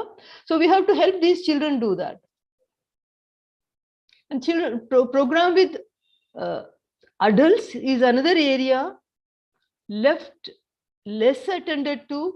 And these are things we need to create awareness because the organizers told me to talk about overview. I have come up with the issue related to adult also. Let us all create awareness about their possibilities so that they are getting the job that is appropriate for them. They're all intelligent and highly contributing people because of whom we are surviving today. Without Edison, we don't have light. Right? And look at each one of them, for instance. We have all contributed for our benefit. So let us help our children do their best. Just because reading, writing is an issue, it is not that they can't do anything else. And that is where comes this concept of Howard Gardner. That is multiple intelligences. So some of them may be excellent in linguistic skills, speak so well that they can hold the audience. Today, our morning Nachiketa ji did not use any visual, but his speech was so holding all of us. He spoke so well, excellent linguistic skills in him, right? And each time he reiterated what points he wanted to highlight in the speech, and brief but very good. This is a fantastic linguistic skills. There are very, very many comedians who hold our attention so well. So then musical intelligence, so many musicians who are excellent, may not be excellent in academics. Logico-mathematical skills, spatial intelligence, like architects, you know, or drawing and painting, that the spatial intelligence that they have. Intrapersonal intelligence, knowing one's own self. The many Gurujis, Swamijis, they internalize and they learn to understand who am I kind of people. Interpersonal intelligence, who puts you at ease in 5 minutes of your meeting him or her.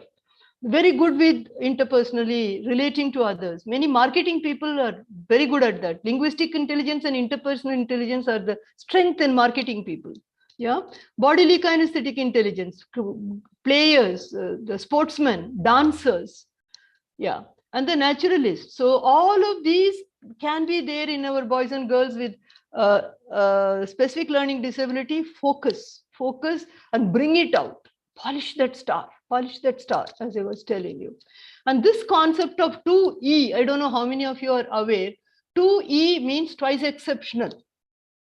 Two exceptionalities in them. One, the disability, any disability, maybe intellectual disability, maybe learning disability, maybe vision impairment in them, hearing impairment. How many visually impaired people are excellent musicians we know of? right? So one side their disability, and the second exceptionality is that gift or talentedness in artistic and kinesthetic, intuitive, abstract, all that is given. Please go to this website and see there is plenty there. We the teachers, let us all work towards bringing out the second exceptionality in this child who already has an exceptionality. That is my final appeal to all of us. And let us work together, keep them included. They have never had special schools, and they will not have a special school, but they will need that special support that gives them the equity in their classroom. Keep them included. I'm closing with this. Mohammad Ali, he says, as you see here, heavyweight champion, what he is, all of us know, but floats like a butterfly. His famous sentence, a man who has no imagination has no wings. He was severely dyslexic man. So let us not let them go doomed, but let us all help them bring out their second exceptionality in them and give them the best that is possible. We, the teachers, are in a position to do it. We miss out, it gets missed out. Everybody doesn't have a mother or a teacher like Edison had or Einstein had. So we, the teachers, will have to do that. Here are some references for you. And I once again thank you for having given me this opportunity to be with you. And if I've gone beyond time, I seek pardon for having gone a little beyond time. If there is time by the organizers, I can take questions. Thank you, ma'am. Thank you, ma'am, for the wonderful presentation on specific learning disabilities. It was very useful for us to know who actually are the persons with SLD, where the SLD begins, and how teachers can play an important role in helping the child with SLD. Thank you, ma'am, for highlighting the points on how to understand the condition and the current status of SLD in our country. Dear participants, now the forum is open for discussion. You're requested to post your queries on the chat box.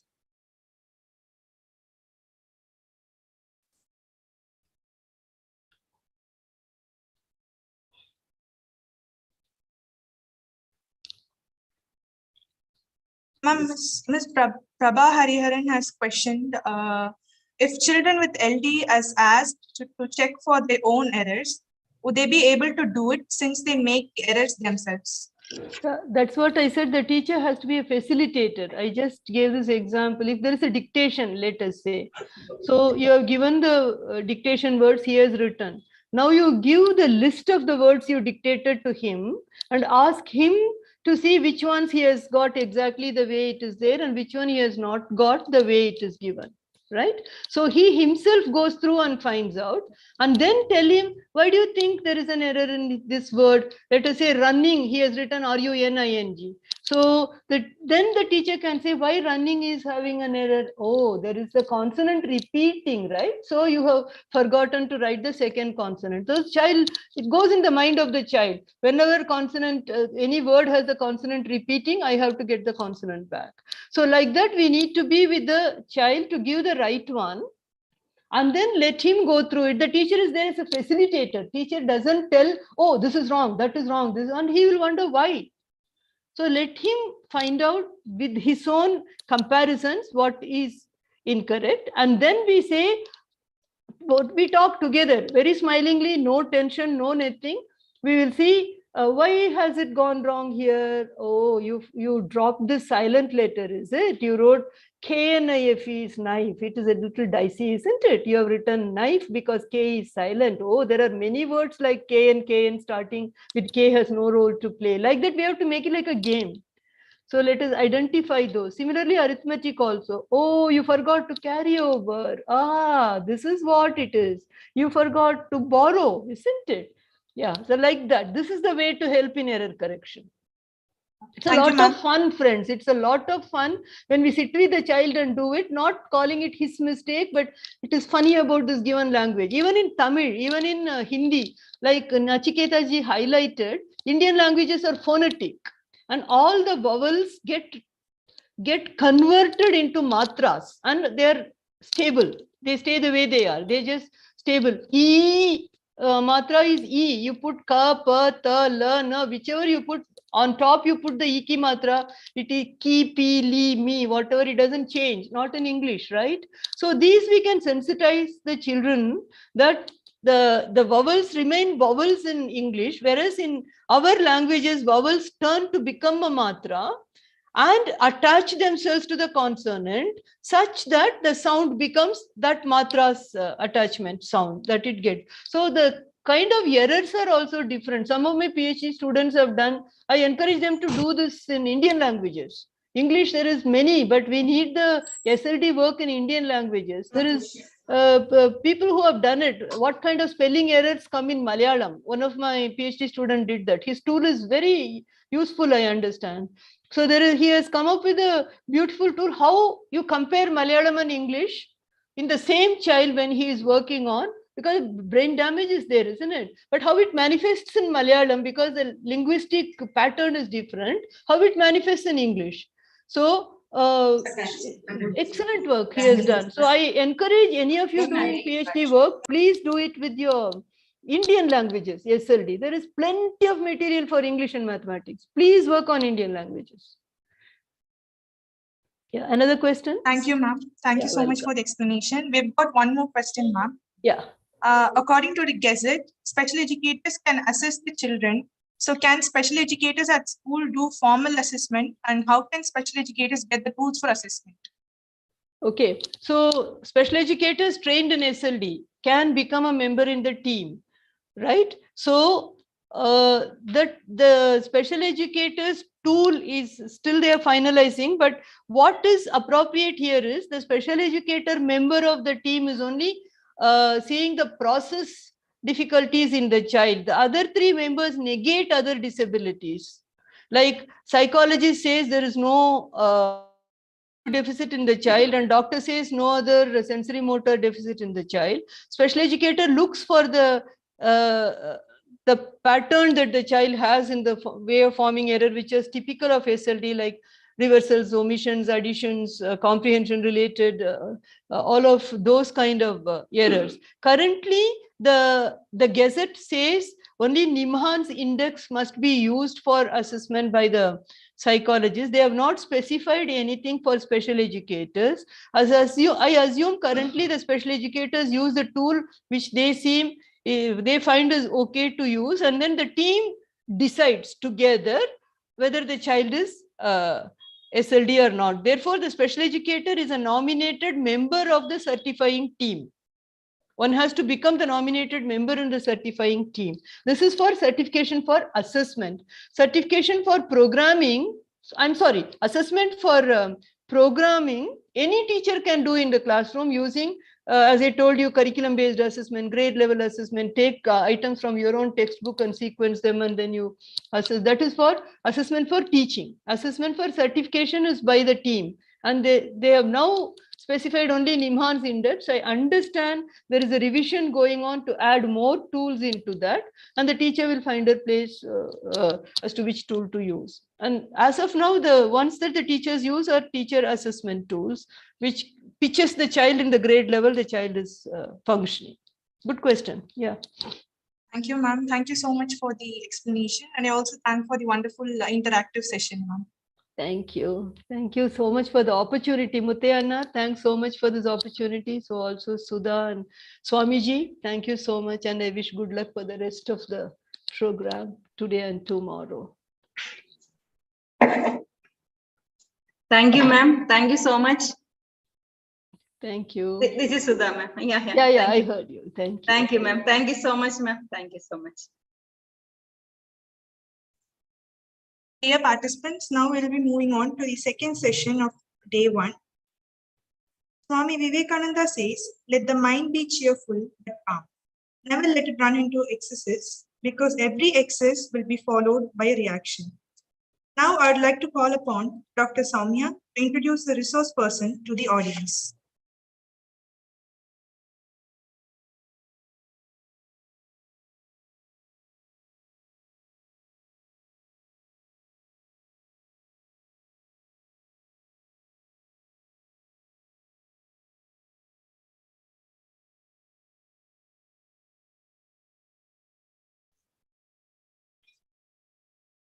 we are going to have the second technical session and we'll learn in detail on learning disability, identification, classification, and assessment. And this very important session will be handled by Dr. Rupesh BN. Now, I would like to present his brief profile. Dr. Rupesh BN is an additional professor and consultant, Child and Adolescent Mental Health Unit, Department of Clinical Psychology, National Institute of Mental Health and Neurosciences, Bengaluru. He completed his PhD from Department of Clinical Psychology in Emergence and postdoctoral fellowship from Downstate Medical Center, State University of New York, US. Sir has authored and co-authored multiple peer-reviewed scientific papers and presented works at many national and international conferences. His contributions have acclaimed recognition from honorable subject experts around the world. Sir is the recipient of the prestigious Top Reviewer Award from International Journal of Psychophysiology. He is actively associated with different societies and academies such as Neuropsychological Society of India, Cognitive Neuroscience Society of India, and Indian Association of Clinical Psychologists. He has been the principal investigator and co-investigator of several projects from national and international agencies. So now, I humbly request Dr. Rupesh PN to deliver his talk on learning disability, identification, classification, and assessment. Welcome, sir. Thank you, ma'am. Thank you for the invitation. I appreciate. Thanks, Sudha, ma'am. Ma'am, my video is not working. If you want my video, I can log into my phone also. But otherwise, you can manage without it also. That's okay. I'll share the screen.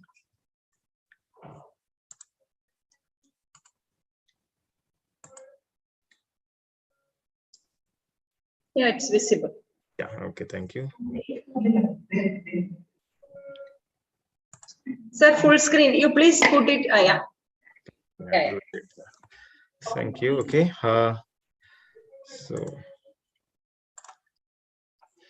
Okay. Learning disability, we'll talk about the identification and the assessment.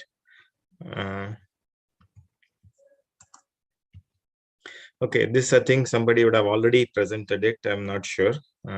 So I'll just put it like this. 2 minutes, self-explanatory. Okay. Most of you know. This also, I think, talks about reality, equality, justice, equity, and what is the difference thing.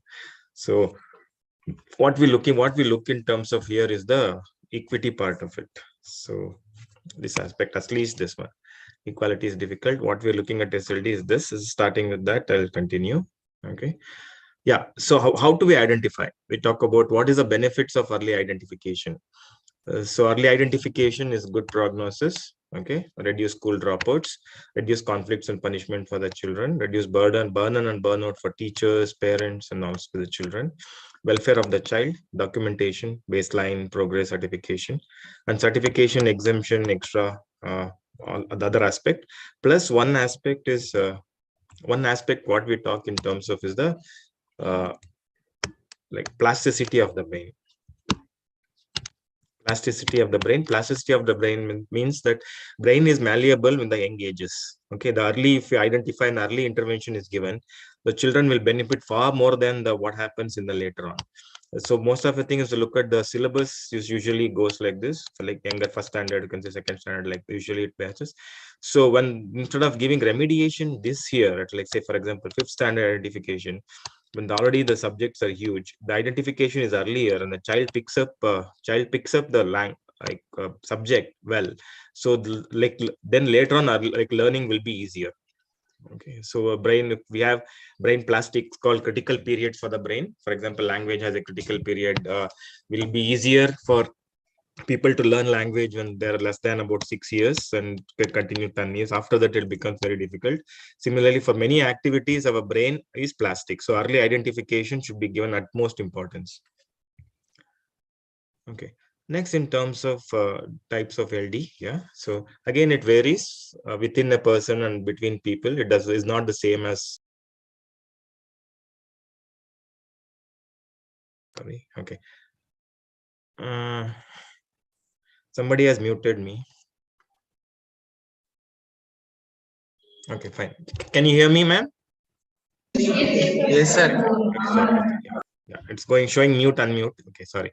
So within the no two LD children are same. It will be different in terms within themselves with subject, different difficulty level. That much.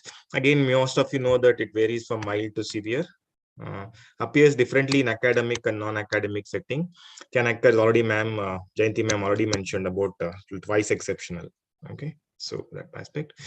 So in terms of identification, you can clearly look in terms of basically how to identify classification. So look in first family history. Research has shown that children with LD have family history of LD or like poor academic performance. They may not have diagnosed as LD, but show poor academic performance. That aspect one. Both like illiterate parents, less educated parents. Next is handedness. Look in terms of handedness. What are the handedness? Any other developmental disorders, ADHD or other developmental disorders? Again, education. So low education is somehow is correlated. Low education in the family, it's highly correlated. It may not be the cause actor. We can't say causal factor as such, but it's highly correlated. Relationship is positive. So lesser education is like within parents, like children with LD. If you look at the group and typically developing children with LD compared to this group has low education in the family. Okay, that might be maybe because of several reasons. One of the reason may be nutrition aspect. Okay. Next, coming to the in terms of just hold on. Okay. Next, in terms of other history, what impacts prenatal factors? Look at the parents, whether any alcoholism is observed, or like perinatal during the okay, during the birth complication, prolonged delivery, so develop any postnatal illnesses, jaundice, those illnesses. Look at so like for example, low birth weight, children with low birth weight, early delivery, low birth weight. So any other significant issues during the delivery has shown to have children with not all the time LD, person with likely dull normal intelligence aspects, some learning disability, some ADHD. So these are correlated quite high. In terms of developmental milestones, check the developmental milestones. Okay, apart from all those things, children with the learning disability, have deficit problem with the language. Okay, the language like slightly might be delayed, not developed and all, it might be delayed. In terms of sensory functions, so we had to get the sensory functions of the vision, hearing. So we had to rule out the problem with the vision, because most of you already know that child any visual problem, a power problem with the eye, may not be able to see the board, and same thing with the hearing problem, may not be able to see what the teacher is speaking, especially phonics because requires all vision and the proper hearing for them to learn. Apart from the other aspect, motor functions, research has shown that children with LDS compared to typically developing children, they have more in terms of for example, clumsiness, the balance is not up to the mark. They might have more falls. Eye-hand coordination might have trouble. So right-left confusion will be there.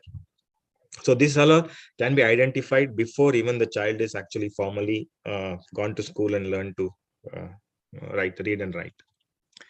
So next is handedness. Check for handedness, dominant hand, which is hand, force changed. Even though the handedness theory is not proven, occasionally we do get child with like after some time force hand change. Some of them might get problems with learning. In a school, children sometimes refuse to go. They'll be fussy. There'll be teachers complaint from teachers. This is an early class, like in kindergarten, not in first, second, or third. In kindergarten only you'll find the differences. Early clues in terms of speaking. So if you should know that normally first word comes around the word, they should be able to like speak in phrases around about 18 in 18 minutes. Parents might say it's familial. Okay, my child spoke late. Sorry, I also spoke late. My brother spoke late. But dyslexia, say it's all family. We're all slow speakers in the family. At the same time, dyslexia is also runs in the family. So any child is delayed in speech, that should be evaluated by speech therapist as clearly. If the child is understanding what is said and responding appropriately, then sort of okay, he can to some extent wait aspect. Okay. Early clues, difficulty in pronunciations. Okay. Baby talk for a long time.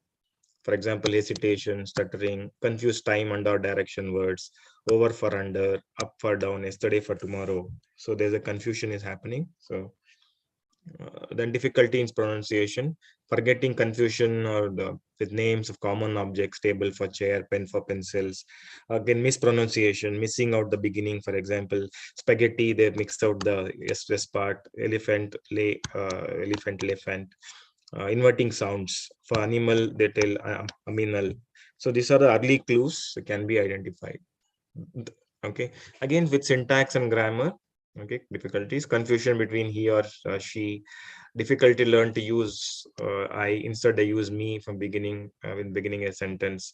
These are normal early, but if it persists, then can indicate the that my child might at risk for LD.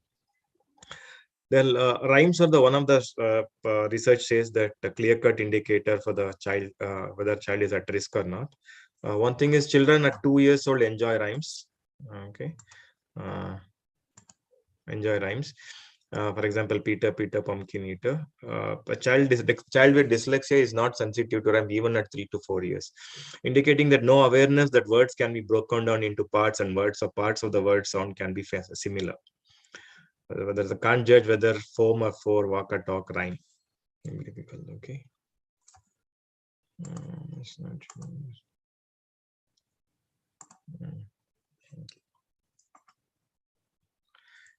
Next is incorrect phonemes are assessed. Like for example, if asked what is a ghost appear, what is the ghost appearance, might say partition instead of apparition, but can recognize correctly if given options. So again, if shown the picture of volcano, they might say it will tornado. So that instead of correct word, they try to substitute like words like thing, stuff. This shows that brain has difficulty in assessing the correct phoneme. In terms of attention and memory problems, difficult remembering and following directions, extreme low tolerance for frustration, inability to sit for coloring puzzles, can also indicate other problems such as ADHD, vision problem. Forget what is being read is one of the important things. It shows that the brain is not encoding properly. Information storage, learning is not happening properly. Coordination is already mentioned a little bit earlier, so more in detail here. Difficulty with getting dressed, buttoning clothes, putting shoes or laces, catching, kicking, throwing ball, hopping or skipping. There might be excessive tripping, bumping into things or falling over.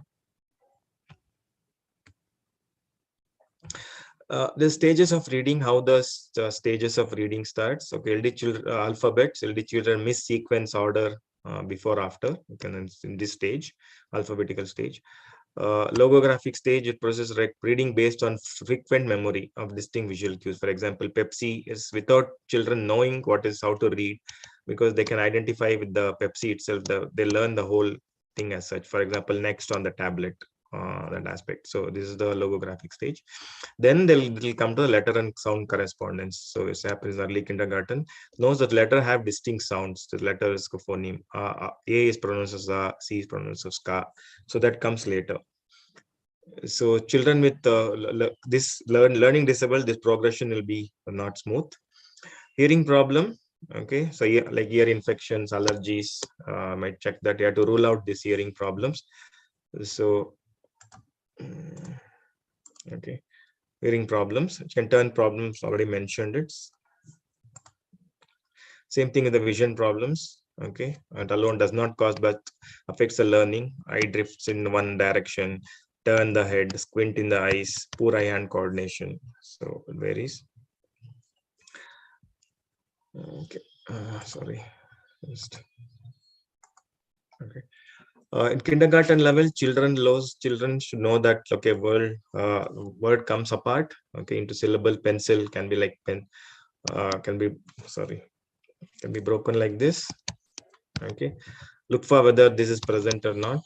Okay, blends again, blend in the kindergarten level. The word is blended.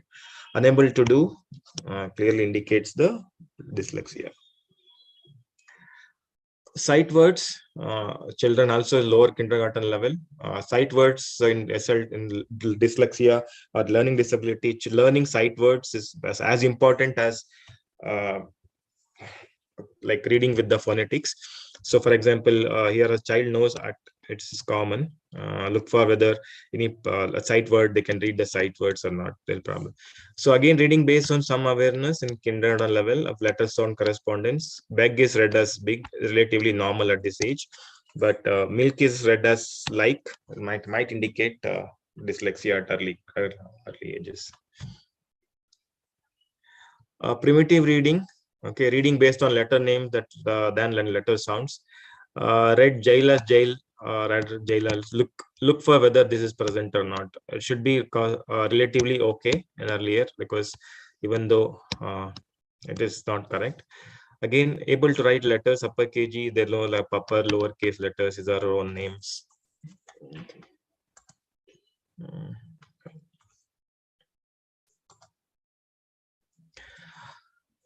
Basic simple words. At first standard level, use simple phonetic cues for the words. Can blend 2 or 3 more phonemes into a word. Play, read it. Aware that if few phonemes are taken out, it can be still a word.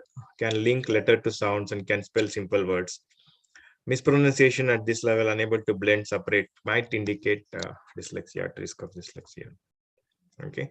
Then mirror writing. Most of us are familiar with very easy to remember this this concept.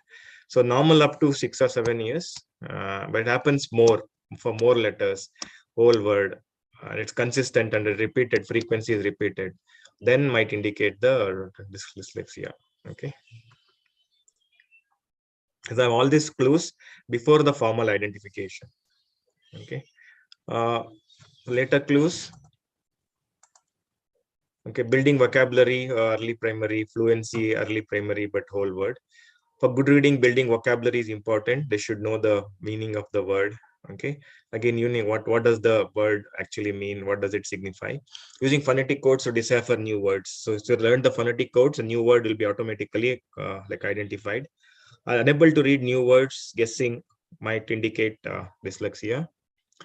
Usually, most of you must have known that more frequent words are read faster compared to the less frequent words. Initially small words, but later longer words, they'll be able to read. Slowly reading, more repetitions can indicate hallmarks of dyslexia. Okay. Child with coming back to some of the other important things. Child with dyslexia has difficulty linking letter to sounds. So most of you are already familiar. Later in words can match only few letters to their sounds. So what happens with this is that results in inadequate storage in the brain. Okay, we all require to properly store some information in the brain. If it's not stored properly in the brain, that retrieval will be difficult. Okay, so because of this inability to storage, they rely more on the context to get the meaning of the word. If the context is not available, they start guessing. For example, country's democracy can read as country's direct. Okay, so they can read this because the context compared to the country's direct. So in that aspect, so highly interested, motivated matter can be relatively easy for them. Okay, yeah. So child with dyslexia, they omit, substitute, guess more. Okay, difficult, longer, less frequent words. There'll be more of guessing. They spell out words. And slow and laborious reading speed. They're less fluent. They'll take more time for the same thing. Okay, this is one of the other important reasons for giving extra time for them. Okay, avoid the oral reading. Okay, try to excuse themselves from reading. Variety of reasons. Often to the extent of making noise in the class, disturbing class friends and all, because it is better to be called as mischievous than dumb. So that protect their self-esteem, ego. Again, poor spelling is more difficult than reading. Okay, so reading is relatively simple compared to the spelling as such, because reading the stimulus is there, they can see actually. So again, it's slightly easier compared to the vision is our dominant sense. Compared to the sound they had to convert to the like letter sound correspondence as such. Okay, poor spelling. Extreme difficulty in second and third language. Second and third language. They prefer science compared to the social studies in the later age, because science has less thing to write compared to the social studies. Child with dyscalculia, so difficulty with abstract concept. Apart from the mathematics per se, they have abstract concept, difficulty with abstract concepts of time and direction, left or right, particular time, phase of the, and especially the analog clock, recalling schedules and sequence of past or future events, the keeping track of time, visualize already mentioned, visualizing the place, state, country on the map, directions, they get disoriented. Difficulty with mental math ability, money and credit, understanding musical notes or playing instrument, remembering dance steps, remembering school rules, the scores of the game, strategic game, they are quite difficult. So might fear the money and cash transaction. You already know that, so most of you know that problems with the geometric notations. Okay. Apart from this, okay, this is the positive thing. Okay, they're good in all other aspects, is curious, creative, imaginative, good in divergent thinking, good at problem solving puzzles, good listening comprehension, good maturity for their age. These are the positive things. Behavioral observation. So before assessment, so I finished the early identification aspect now. So I'm going in terms of the assessment per se. So assessment requires you to observe their attention, concentration, whether they stay on the chair, moves around, pull things, comprehension, whether they understand what is asked for repetitions. So interest or motivation, how much they are interested or motivated. So whether they're cooperative or not. Okay, for example, children with having severe LD may not be cooperative in terms of reading and writing. So that anybody who assesses it, they have to like remember that aspect. Okay, so assessment, like going for that. A child can have LD if average ability in thinking, unexpectedly low academic achievement are maintained by extreme effort. This is very important, especially when it comes to the assessment. Some children with LD, they might say, okay, fine, they might do well in that, but that might able to pass, but they might be maintained by extreme effort. So clinically significant difference is one or more of the psychological process, phonological processing, especially this takes a precedence over all other things. Okay. Along with this, like other things might be there. Okay. LD, one of the important things cannot be the result of global developmental delay, significant subnormality in intelligence, primary sensory deficit, physical disability, other any psychiatric conditions, attention deficit disorder, emotional disorders, deprivation, abuse, inadequate instructions in the school or early classes, poor socioeconomic status, lack of motivation. So we have to rule out all these things for assessment to arrive at the diagnosis of LD. Okay, there are different criteria, different criteria that are involved, employed in terms of how to diagnose LD. So there is no one test to assess actually. So, but yeah, Dr. Jayanti ma'am told, especially the Niemann index is currently gazetted, mentions the Niemann index is the only test that is accepted. And there are other, apart from us, there are norms-based screening tests are there for children, mainly focus on the norms. Then curriculum-based assessment, okay, marks obtained in test exams, and also how they do based on their syllabus. Gap method, I'll come to that like the last thing. Then discrepancy method. Earlier, people used to difference between verbal performance, which is not followed at all now. But now, even to some extent, people do difference between ability and achievement. Okay, even though it's not formally as such, but some norms are there. For example, in Western ability and achievement as norms are there that are used. Another important aspect is response to intervention method, where children who find it difficult early, they are identified early and they're given 1 or 2 years of proper intervention in terms of remedial coaching and all. If they become all right, then there's no LD. If they continue to have deficit, then it's considered diagnosed as learning disability. So these are the one of the things we followed in some of the kind of developed countries. Niemann's gap in Niemann's SLD of impacts is like there should be the performance is less than 3 years. For example, you say his child is 7th standard, the performance is a 3rd standard. So then that says the child has LD. So that aspect. So now is the okay. In terms of pros and cons of the different models. So discrepancy model, basically the ability versus achievement. Pros is objective, easy to apply and understand. Okay, clear. Okay, ability is more, achievement is less. So the child has learning this. For example, ability is usually assessed by the IQ. For example, IQ. I say IQ is about say 110. For example, achievement shows that it is about 92. So in terms of different way, I'm just simplifying it, and the difference is quite a bit. And that it says, yeah, a child can have learning disability, but the norms will be varying. Again, use statistical properties to establish a predictable LD population size. So now it's usually based on statistical norms. Allows examiner to evaluate learning style, information processing skills during the testing. But in the cons, not practical or accurate for young students. Small students, it is not accurate because they're still learning. Okay, and very small. Requires student to reach a certain level of failure before being identified. And so requires a particular failure. What if the child has 110 IQ, but the like for example, achievement is about 102. Statistics statistic might say, yeah, this is not enough. But after this might slowly decrease, reduce it because in later years. So too much rely on statistics. Again, does not consider error of testing. Intelligence test, usually intelligence achievement test has quite a bit of error. Usually intelligence tests stay around plus or minus 3 points. This way or that way they are low. Because some other tests it can be even more. So it can be huge sometimes, the error of testing. So that can identify some LD children as non-LD and some non-LD children as LD because the statistics are involved. It's time consuming assessment process for both students and examiners. It is not so much, but yeah, to some little bit. Okay. Then response to intervention model. Okay, remember I told that is earlier like requires early identification. The student is falling behind early, for example, say LKG, UKG, in upper kindergarten.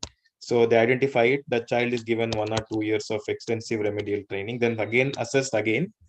The child is improved, no LD. Child is not improved LD.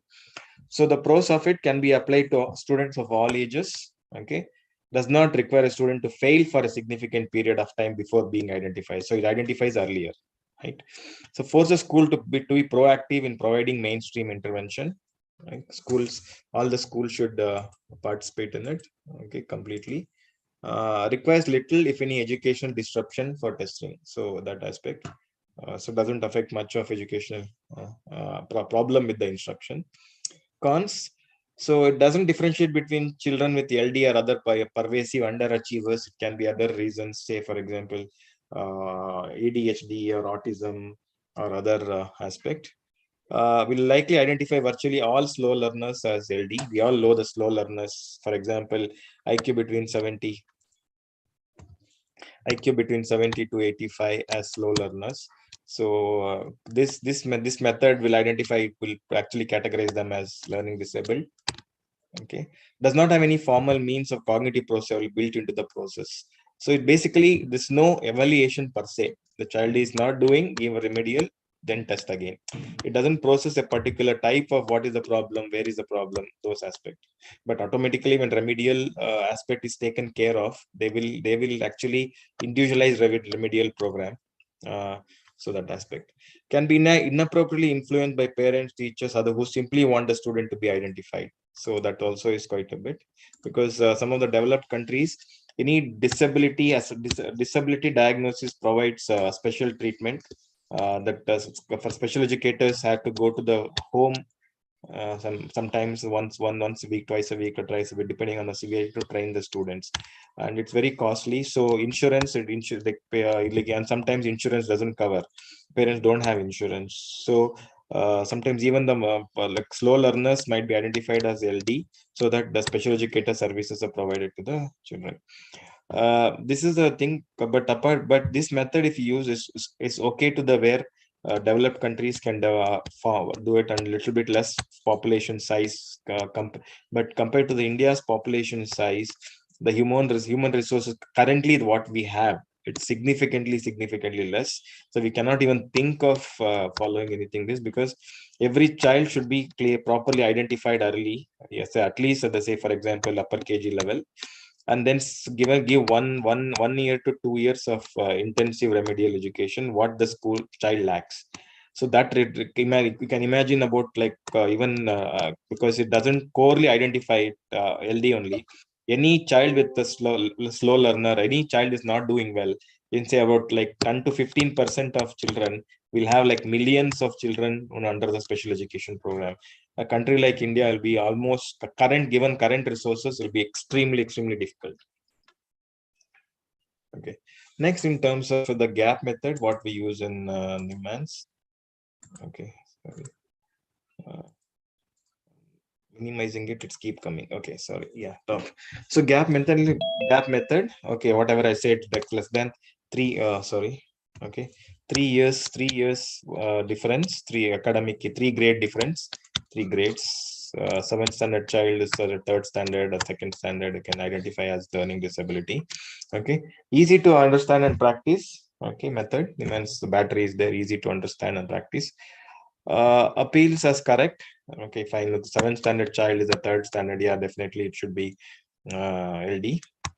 Okay, very less training is needed. It's quite simple. Ask the child to read and write, spelling, mathematics. Few things are there.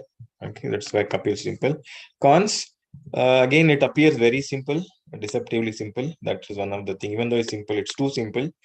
Aspect does not identify the cause, or where is the type, what is the type. It just blindly, it's just diagnosis.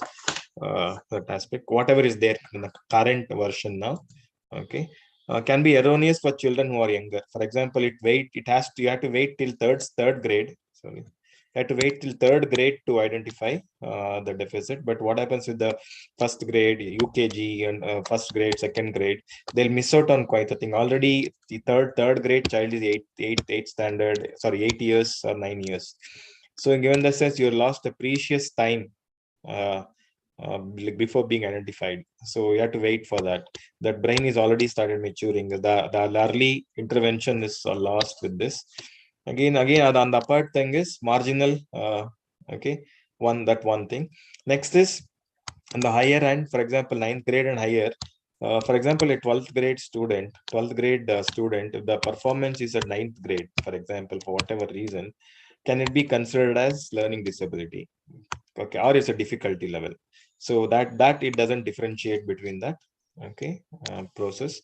Again, marginal difficult children who are in the marginal borderline cases, they'll miss out. They'll miss out on this diagnosis. So it has to be, when you look at exactly 3 grades, 3 grades lower. What about the child with higher, like very high IQ, 130 IQ child? It's usually difficult to fall 3 grades. They might be five falling between 2 grades initially. So it might be quite difficult to diagnose. Okay. So this is some of the thing. Again, the battery requires improvement. It is still in the making stage, you can say. Requires a lot of improvement. So that aspect. Okay, we already checked the, again, assessment to LD assessment. Intelligence, we all know that intelligence plays a role. So intelligence, according to the Gazette, has to be 85 plus, 85 and plus, minimum 85 and plus. Some of the tests in terms of MISIC, Mullinson's intelligence scales for Indian children. Okay, it allows the, again, for example, WISC sometimes can be done. Older children, we are say WAPIS, Whistler's adult performance scale. Childhood, this is mainly till 16 years. More than 50, this WAPIS for 16 years. WISC again, chance get 6 to 16 years it goes, children this aspect. So why 85 years, 85 IQ? maybe because one of the Gazette doesn't mention a reason, but I think what we can think of is all intelligence tests has about 3 points of error of assessment, plus or minus 3 points. So given that, so 85, it has to be 85. Given the thing, we don't advise to do BKT. Okay, BKT is not advised as IQ test when you're thinking of SLD child. If you think the child has SLD, because BKT has a lot of verbal items. BKT is Bine comma test, lot of verbal items. So when you do when you do BKT on a suspected LD child, because of verbal items, then they can't read and write, the score will be very, very less. So out of then you, for example, store might come as 75. Actually, we have cases. Some of the cases come as 75, but the BKT, and they were if you refuse that, okay, it's not a LD but is an IQ issue, the child is at a big disadvantage. Whereas when we do the other tests, for example, other Bhatia, for example, is there performance tests.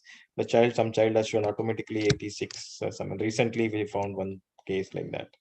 So yeah, these things we have to be remembering. We don't use westernized norms as much as possible. Don't use norms with the Western, don't use tests with the Western norms. Okay.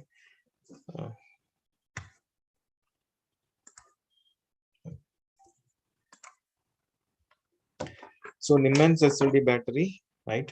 So we have basically according to the DSM criteria, right? There are only three usually three. I usually follow three things, okay? Because other thing is, for example, written expression, comprehension, copying.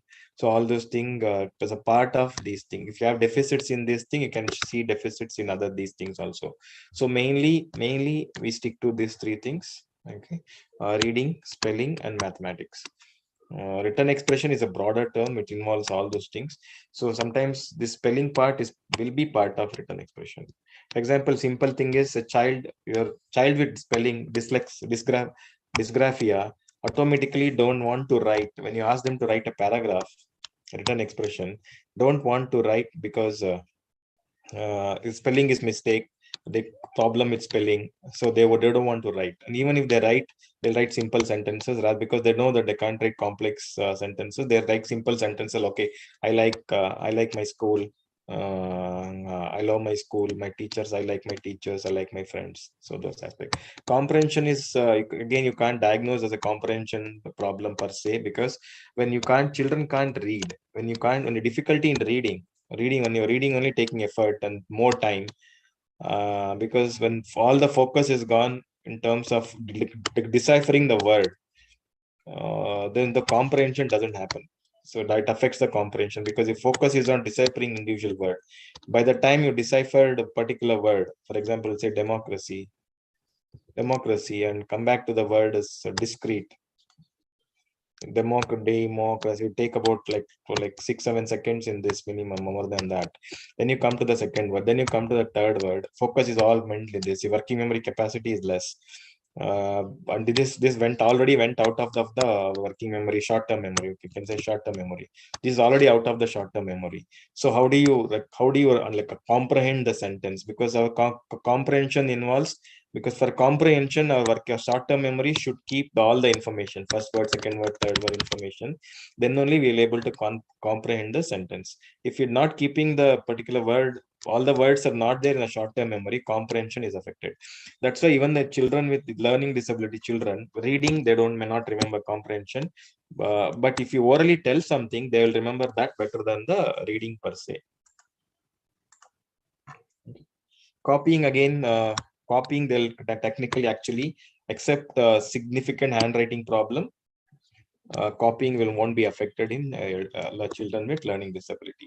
Again, comprehend the handwriting problem, it's actually goes beyond the spelling ability.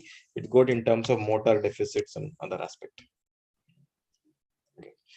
So others, sometimes we don't use it. This one I'm just mentioning it. Different people talk about different types of dyslexia, which we don't use it. They're too complex, because first of all, with norms only, it's so we have so much variation in different languages, so many mother tongue, second language, third language.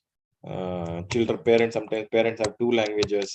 and this child is two mother tongue, father own language, mother own language. Child is going to English medium, not taught properly. So it's so much confusion. So much confusion. So we don't go in this in depth of detail. We don't even have norms for it clearly to differentiate. So just mentioned for your sake here. Yeah. So apart from this, other some people try to identify this oral expression, different types of LD, listening comprehension, written. Already mentioned this one. So again, we don't go it. We stick to only this main three things. Aspect. Okay, little bit about because assessment, learning disability. Sorry. Okay, Niman's battery. There are two versions: level 1 and level 2. Okay, level 1 and level 2. Level 1 is about 5 to 6 years. 5 to 7 years. So for example, it involves attention, clutter cancellation, single and color cancellation, double color cancellation, visual discrimination.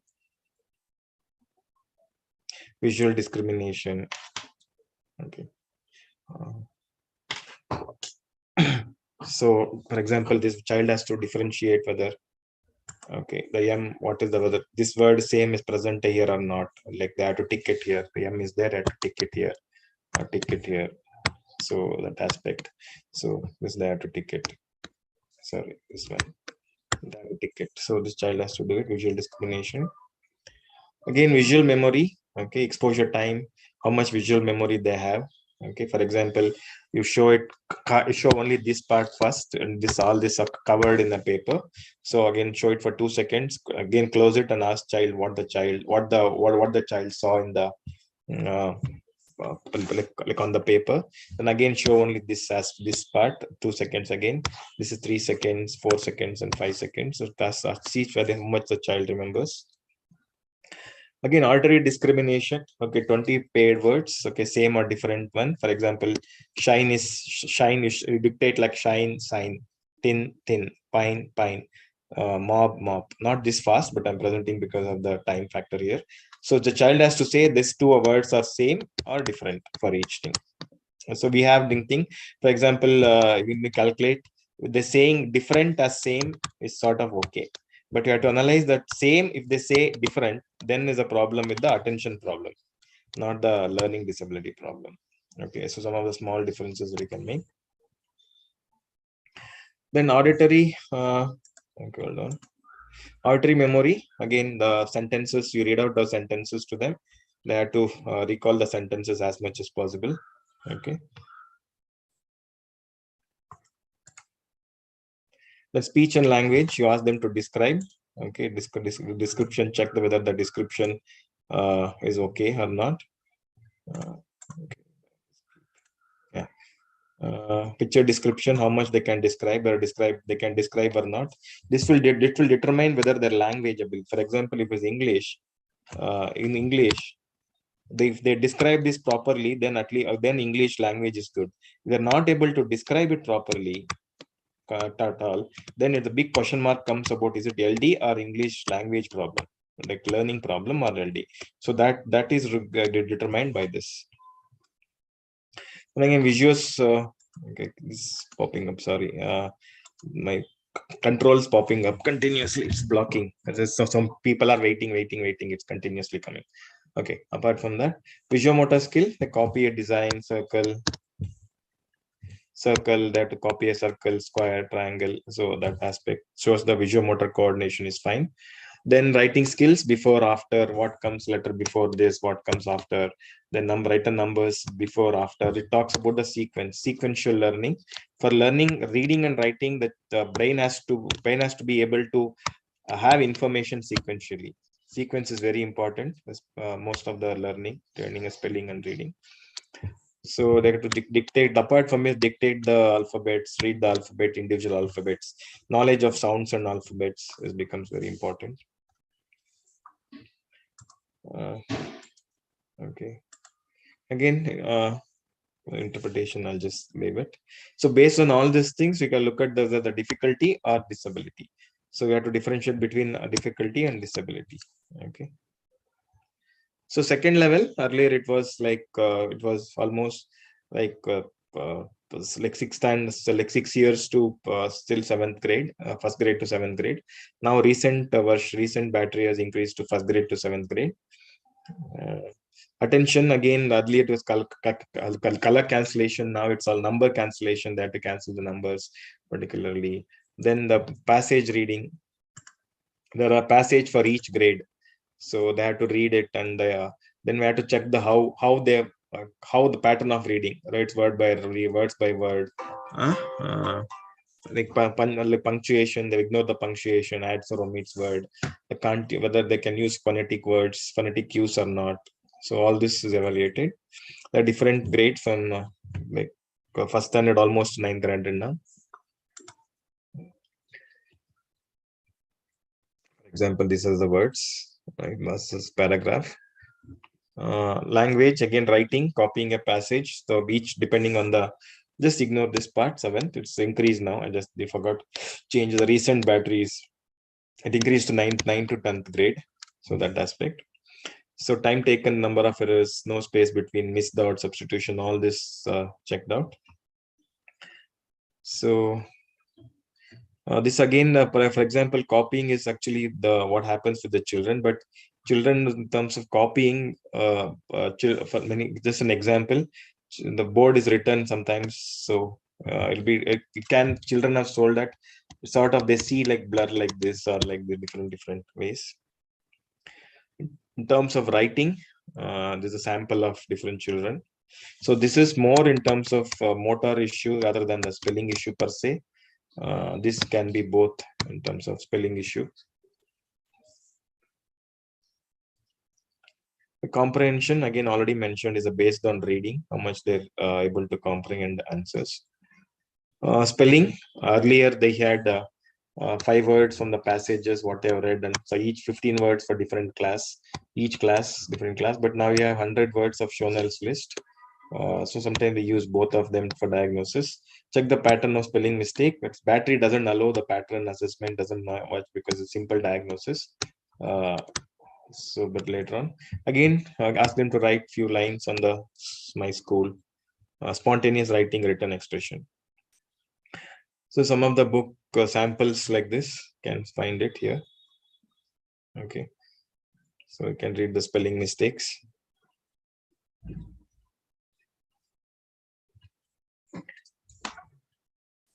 Okay. Apart from that, is again perceptual motor abilities. We do like some of the Bender Gestalt test and developmental visuomotor tests. For example, the diagrams to see any perceptual problems are there.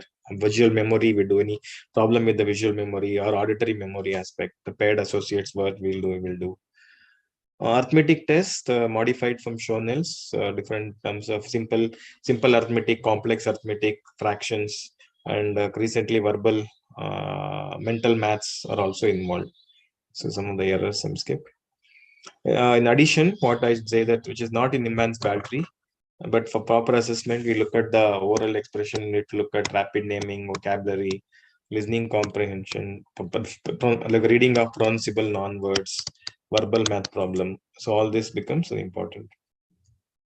Again, look for fluency in terms of time taken, answer multiple choice questions, executive functions, for example, like neuropsychological functions, response inhibition, working memory, planning, shifting.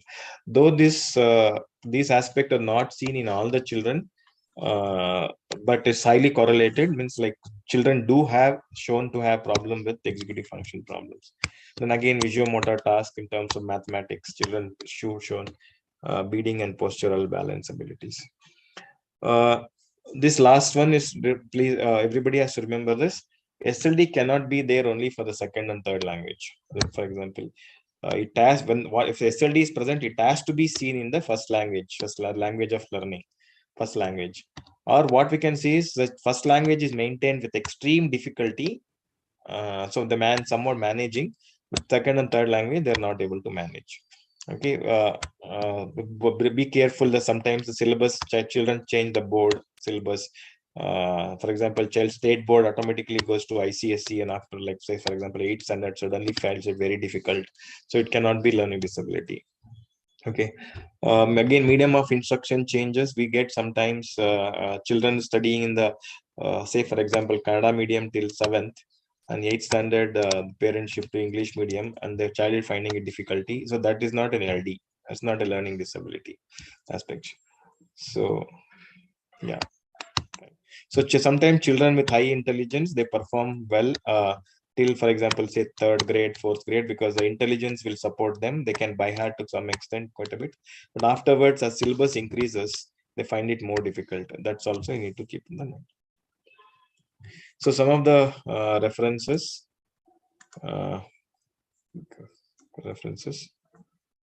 This new battery has come up about 20 edition. So some additional things. Again, one of the articles you can see, you can put my Rupesh name and SLD. If you type in Google, I think one article comes. Updated the whatever the SLD is important. Some of shortcomings of Niman's battery and what can be done. SLD, I should get it. Okay.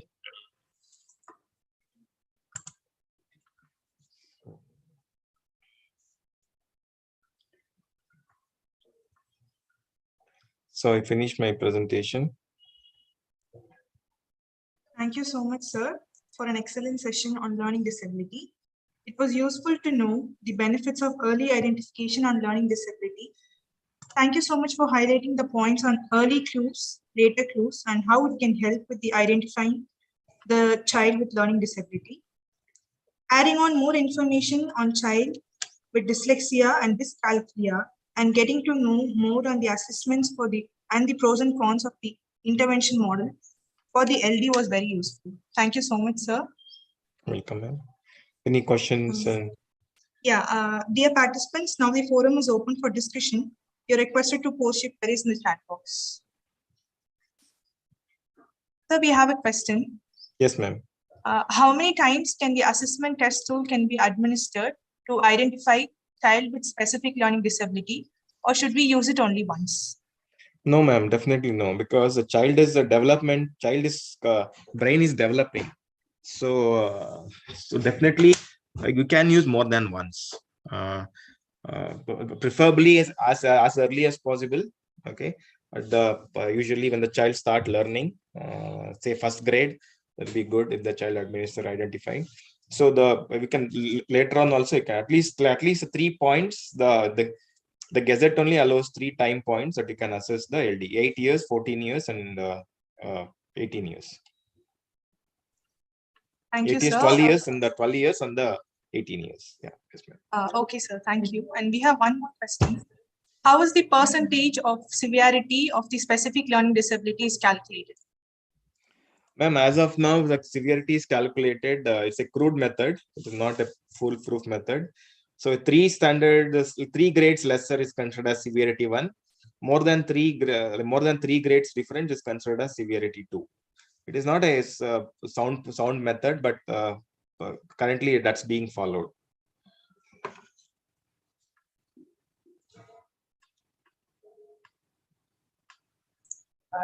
Thank you, sir.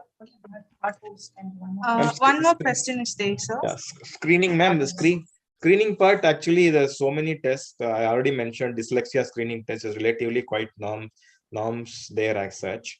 So you can use an Niemann screening 1st level also to screen.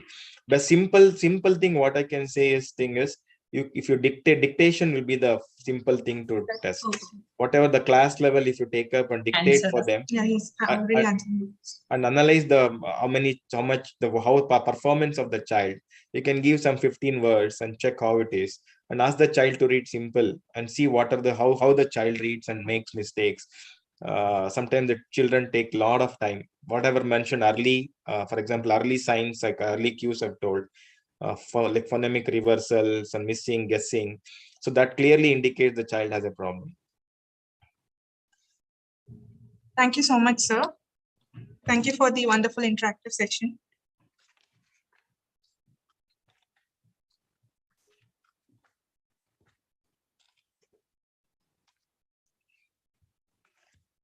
Any other questions, ma'am?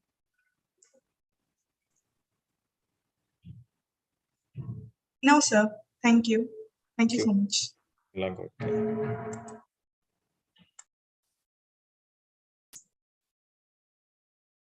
out. Dear participants, we would like you all to take a break for lunch and join back sharp at 1:30 for the third technical session. Thank you.